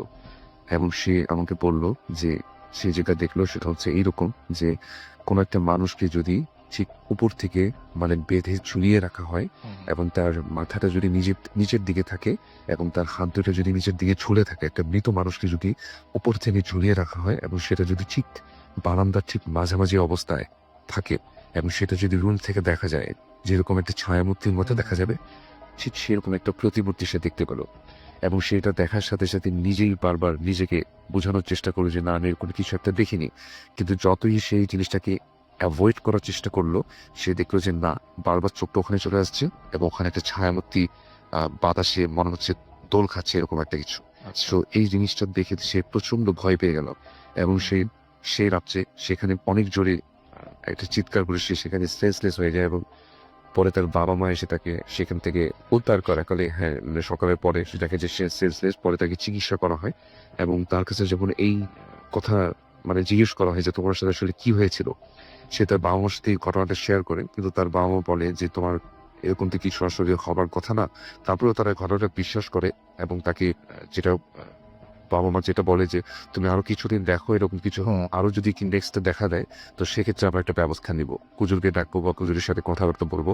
তো সে যেটা বললো যে ঠিক আরো বেশ কিছুদিন ওয়েট করলো এবং সে বলল যে ভাই আমি এই মাঝখানে যে কয়েকটা দিন ছিলাম আমার বাসায়, মানে জব করে যখন রাত্রে বাসায় ফিরতাম তখন একটা ভয় কাজ করতো যে আমি রুমের ভেতরে যতক্ষণ একা থাকবো কিছু না কিছু একটা দেখে চলবে এরকম মনে হয়। সে আমাকে বললো যে আমি হঠাৎ করে যখন রাত্রে আমার ঘুম ভেঙে যায় মাঝে মাঝে, আমি দেখি যে আমার বিছানার ঠিক বরাবর যে সাইডে যে দেয়ালটা, ওখানে অনেক মানুষের মানে মনে হয় যে অনেকগুলো মানুষ একসাথে মানে দেয়ালে মানুষের প্রতিচ্ছবি দেখা যাচ্ছে এরকম, যে অনেক ছায়া দেখা যায় এরকম অনেক কিছু দেখি। এবং এই জিনিসগুলো দেখার পরে আমি প্রচুর ভয় পেয়ে যাই। আপনি ইভেন ফজরের নামাজের সময় বলে যে আমি ফজরের নামাজ পড়ার জন্য যখন উঠতে যাবো, অজু করতে যাবো, তখন আমার অনেক ভয় লাগে যে আমি কোনো একটা কিছু দেখে ধরবো। আর এই জিনিসগুলো ঠিক ফজরের ঘন্টাখানিক আগেই তাকে নাকি অনেক ডিস্টার্ব করতো, মানে তার রুমে এসে এরকম এই ছায়ামূর্তিগুলো দেখা যেত এবং সে ভয়ে এমন একটা সময় আসে যে সে তার যে জানালাটা সেটাকে একদম সম্পূর্ণ বন্ধ করে দেয় এবং সেটার বাইরে মানে অনেকগুলো কাপড় দিয়ে সেটাকে এমনভাবে বন্ধ করে দেয় যাতে বাইরের আলো বাতাস সেখানে ঢুকতে না পারে, মানে পর্দা দিয়ে এমনভাবে আটকায় দেয় যাতে বাইরের কোনো কিছু সে দেখতে না পারে। সে আস্তে আস্তে এভাবে করতে করতে একটা সময় সাইকোলজিক্যালি অনেক উইক হয়ে যাচ্ছে বর্তমানে। সে আমাকে বলে যে এই জিনিসগুলোকে আসলে তার নিজেরই কোনো একটা প্রবলেম, সাইকোলজিক্যাল প্রবলেম, নাকি সে আসলে এই জিনিসগুলো তাকে ডিস্টার্ব করছে। এবং সে আমাকে আরেকটা কথা বলে যে মাঝে মাঝে সে যখন ছাদে যায় তখন তার কাছে বারবার মনে হয় কোন একটা সত্যি কোন একটা এনার্জি তাকে ওই যে ব্যালকনিটা ওই জায়গাটাতে আকর্ষণ করে, এবং যেখানে লোকটা মারা গিয়েছিল কোর থেকে পড়ে ওই জায়গাটাতে তাকে বারবার নিয়ে যেয়ে মনে হয় যে, মানে সে বলে যে আমি নিজেকে অনেক সময় কন্ট্রোল করতে পারি না, আমার মনে হয় যে আমি ওখান থেকে লাফ দিয়ে পড়ে যাই, এরকম সে ফিল করে। সে এরপর থেকে তার বাবা মা তাকে যেটা করে যে তার সাথে সবসময় যখন সে রাত্রে বাসায় ফিরে ঘুমায়, তার ছোট ভাই তার সাথে ঘুমায়। এবং রাসেল ভাই সে আমাকে জাস্ট এই কোশ্চেনটা করেছে যে এটা আসলে তার কি ধরনের প্রবলেম এবং এটার সলিউশনটা কি হবে। যদিও আমি বলেছি যে এরকম কিছু আমরা তো সলিউশন দেই না, বা আমাদের কাছে এরকম সলিউশন নেই। আমি বললাম যে তাকে সাইকিয়াট্রিস্টের কাছে যেতে, তারা বললো যেটা যে তার হয়তো বা মানসিক কোনো প্রবলেম হয়ে গেছে। কিন্তু সে আমাকে একদম এনশিওর করে বলে যে ভাই, আমার বাসায় যদি আপনিও রাত্রে থাকেন যে এরকম ছায়ামূর্তিগুলো আমি আপনাকে দেখাইতে পারবো, এরকম আমি এনশিওর করতে, সে আমাকে এনশিওর করে। আমি তখন ওনাকে বলি যে আমি পনেরো রাত্রে যদি সময় পাই অবশ্যই তার সাথে যেয়ে দেখে আসবো, দেখে এসে মানে ভূতের আমি যথেষ্ট লাইভ আপডেট দেওয়ার চেষ্টা করবো। তো এই ছিল ভাই আমার ঘটনা। এবং এটার সলিউশন যদি কোনো কিছু থাকে অবশ্যই বলবেন ভাইয়া। Thank you, you. Thank you so much. আমরা চলে যাবো পরবর্তী ঘটনায়। আপনার কাছে আপনার নামটা একটু প্লিজ বলবেন, তারপর আপনার কথা। থ্যাংক ইউ রাসেল ভাই। মিস আফিল সাদি। জি, আজকে যে ঘটনাটা বলতে এসেছি এটা আমাকে পাঠিয়েছে আমার বন্ধু সায়েম। তো আমি সরাসরি ঘটনায় চলে যাচ্ছি। এটা 2012 সালের একটি ঘটনা। জি। ওর মামাতো ভাইয়ের বিয়ের জন্য ওরা মুন্সিগঞ্জে যায়, ওর খালাতো ভাই যারা আছে সবাই মিলে। তেমন একদিন ওরা ওর খালাতো বোনের বাসায় বেড়াতে যায়। তো রাত অনেক হয়ে যায়, প্রায় 11টা-12টা বেজে গেছে। তো ওরা তখন বাড়িতে ফিরছিল ওর খালাতো বোনের বাসা থেকে।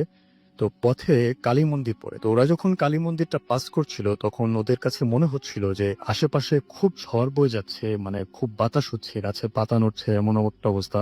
কিন্তু ওদের গায়ে কোনো বাতাস লাগছে না, মানে মনে হচ্ছিল একদম নিস্তব্ধ, কোনো বাতাস নেই আশেপাশে। কিন্তু ওরা দেখতে পাচ্ছে যে আশেপাশে পুরো ঝড়ের মতো একটা অবস্থা। তোরা একটু ভয় পেয়ে যায়, কারণ ওরা যখন ওর খালাতো বোনের বাসা থেকে বের হয়েছিল ওরা খুব ভাজা পোড়া খেয়েছিল এবং ওর বোন বলেছিল যে এত রাতে বের না হতে।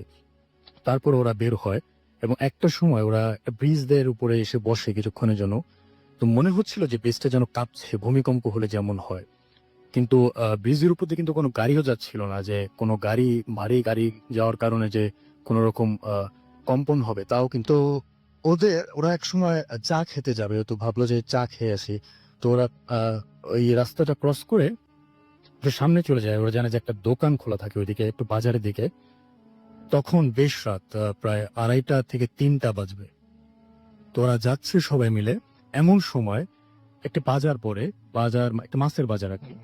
তো মাছের বাজারে ঠিক পাশে একটা বাঁশঝাড়, ঘন বাঁশঝাড় থেকে হঠাৎ এক মহিলা ওদের সামনে এসে দাঁড়ায়। মহিলাটি পরনে ছিল নতুন একটি শাড়ি এবং মাথায় একটি ঝুড়ি। তো মহিলাটি পথ আগলে বলে, এই তোরা কোথায় যাস? তোর ভাই বলে যে কোথায় যাই তোকে কি বলতে হবে? এমন সময় ওরা লক্ষ্য করে যে মহিলা মাথায় যে ঝুড়িতে লাল রঙের কিছু আছে। মানে ওরা ফার্স্টে ভেবেছিল যে পাগল হবে এবং মাথায় ইট হয়তো। তো এমন সময় মহিলাটি হঠাৎ বলে বসে, মাংস দিয়া যা, নাইলে মাংস নিয়ে যা। তখন ওরা অ্যাকচুয়ালি দেখতে পায় যে ঝুড়ির ভিতরে কাঁচা মাংস, যেটা থেকে রক্ত ঝরে পড়ছে। ওরা একটু ভয় পেয়ে পিছনে সরে যায়। তখন মহিলা ওদের দিকে হাত বাড়িয়ে বলতেই থাকে, মাংস দেয়া যা, তাহলে মাংস নিয়ে যা। ওরা তখন দৌড় দেয়, মহিলাটিও ওদের পিছনে পিছনে দৌড়াতে থাকে। এমন সময় ওরা একটি কবরস্থান দেখে ওখানে ঢুকে যায় এবং পরে দেখতে পায় যে কোনো কিছু নেই, আশপাশে সব শুনশান। একটু হাঁটার পর ওরা একটা চায়ের দোকান খুঁজে পায় এবং চায়ের দোকানদার বলে যে আপনারা ওই রাস্তা দিয়ে এসেছেন, ওই রাস্তা তো খুব খারাপ, এত রাতে আপনারা এখান দিয়ে আসতেছেন। তো ওরা তখন এই ব্যাপারটা খুলে বলে যে আমরা এই ব্যাপারটা দেখেছি। তখন দোকানদার বলে যে এই মহিলাটিকেই প্রায় এই রাস্তায় দেখা যায় এবং তিনি প্রায় 3-4 বছর আগে ওখানে সুইসাইড করেন মাছের বাজারে। তারপর থেকে অনেকেই তাকে এখানে দেখায়। এই ছিল রাসেল ভাই। Thank you so much. আমরা একটা ছোট্ট বিরতি যাবো, বিরতির পরে আবারও ফিরে আসবো। সেই পর্যন্ত আশা করছি আমাদের সঙ্গেই থাকবে। Yes, the night comes alive with Grammy 4 শুনছেন সবসময় রেডিও ফুর্তি 80 FM। আমি রাস্তারাসির সাথে অ্যান্ড হ্যালোইনের লাস্ট লিঙ্কে আমরা চলে এসেছি। লাস্ট লিঙ্কে চমক থাকেই এবং সেই চমকটাই একটু অন্য রকমের হয়, যেটা অন্য সবকিছু থেকে একটু আলাদা।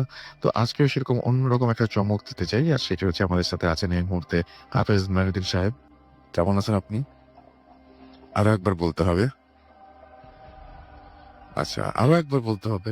আলহামদুলিল্লাহ ভালোই। এবার শুনতে পেয়েছি আমরা সবাই।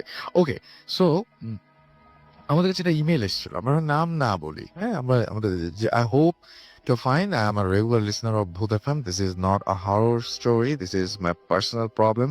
Few months ago, I faced I had some problem like black magic related to problem ছিল তার, এবং তিনি বলেছেন যে it's too painful for me and but I don't know মানে যে solution সম্পর্কে জানেন না and how to solve this problem. If you know someone who can help and solve this problem, please suggest me. This is my humble request to you, and because I had তিনি ট্রিটমেন্টও নিয়েছেন এবং completely এই প্রবলেমটা solve করতে পারেন না কোনো। So আপনার সাথে আমি কিছুই বলিনি, আপনাকে ফোনে কথা বলিয়ে দিয়েছিলাম। আপনি কি কথা বলতেন আজকে এই ভদ্রলোকের সাথে এবং তারপরে কি বেরিয়ে আসলো, কি সলিউশন দিলেন, এটা একটু শুনতে চাই। এটা ছিল আমাদের লাস্ট সারপ্রাইজ এবং লাস্ট চমক। জি আলহামদুলিল্লাহ। আমার সাথে ওই ভাইয়ের সাথে ফোনে কথা হয়। জি। তো আমি ওনার বিষয়টা যেটা দেখলাম, এটা আসলে কোনো মানুষ অথবা কোনো জিনগ্রস্ত রোগী নয়। আচ্ছা। সেটা হইতেছে আল্লাহ আমাদেরকে যে সৃষ্টি করছেন, আমাদের সুখ দুঃখ নিতে জীবন কিছু মানুষের নামের প্রভাবে অথবা তার কিছু ভাগ্য নিয়ন্ত্রণে কিছু দীর্ঘ কয়েক মাস কষ্ট হয়, একটু সমস্যা দেখা দেয়। যেমন আমাদের ধর্মের মধ্যে আমাদের যে ইমান আনি অল কদিরি অল খয়রিহি, ভাগ্য ভালো মন্দ জি। আল্লাহ দিয়ে থাকে। যখন খারাপ বিষয় আসে তখন ধৈর্য ধারণ করা, ভালো সময়তে শুকর আদায় করা। রাইট। আচ্ছা, মানুষের যখন ভালো দিকটা আসে তখন শুকর করে, খারাপ দিকটা আসলে তখন নন বলে আমাকে কুফরি কালাম করে বা জাদুটনা করতেছে, সেটা আসলে আমাদের ভুল। তা আমাদের যখন আল্লাহ পরীক্ষা নেওয়া থেকেন, যখন আমাদের খুব আর্থিক সমস্যা দেখা দেয়, মানসিক সমস্যা দেখা দেয়, চারপাশ সমস্যা দেখা দেয়, জি। সেই মুহূর্তে ধৈর্য ধারণ সবর করে আল্লাহর কাছে বলতে হবে যে আল্লাহ আমাকে এই দিনটাকে তাড়াতাড়ি শেষ করে দাও। আচ্ছা। কিন্তু আমাকে এটা বলতে হবে না যে মানুষ আমাকে ক্ষতি করতে ক্ষতি করেছে না, সেটা বলা যায় না এবং না নিশ্চিত না। তো আপনি কি পেয়েছেন ওনার কাছে? তার মানুষের দ্বারা কোনো সমস্যা নেই। আমি আল্লাহ তাআলার তরফ থেকেই সেই জিনিসটা যে ওনার 3-4টা মাস অথবা কিছুদিনও হতে পারে, কারো একটু বেশি সময় লাগে, কারো 2-3 বছর সময় লেগে যায় এই দিনটা পরিবর্তনের জন্য। সেটাই তো এরকম আপনি দেখেছেন যে 2-3 বছর লেগে যায় এবং তারপরে সুস্থ হয়ে যায় না? হ্যাঁ, আবার সুস্থ মানে আবার ঠিক হয়ে আসবে, আবার ঠিক হয়ে আসবে। এরকম অনেকেরই আছে, কারো কম সময় লাগে, কারো একটু বেশি সময় লেগে যায়। হ্যাঁ, সেটা হইতেছে আবার ইবাদত আমলের উপর। এরকম কেউ যদি পারে যে রাত্রিবেলা যদি চোখে পানি ফেলে আল্লাহর কাছে দোয়া চেয়ে নিতে পারে, কোনো বুজুর্গের দ্বারা দোয়া চেয়ে নিতে পারে, মা বাবার কাছ থেকে দোয়া নিতে পারে, তাহলে তার সমস্যার সমাধান খুব দ্রুত শেষ হয়ে যায়। আর ঠিক অসুখ অযথা হয়রানি পেরেশানি হয়ে এদিক সেদিক ছুটোছুটি করে, তখন আর সময়টা আরো দীর্ঘই লাগে।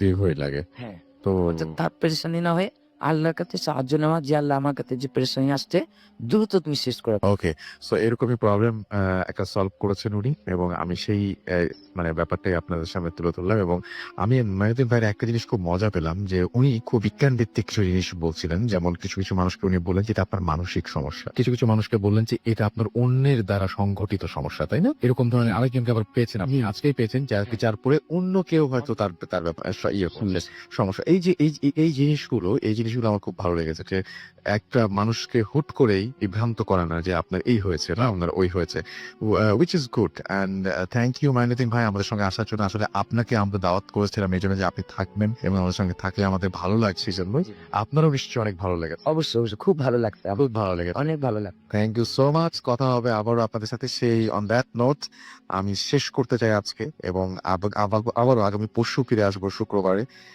আপনাদের কাছে।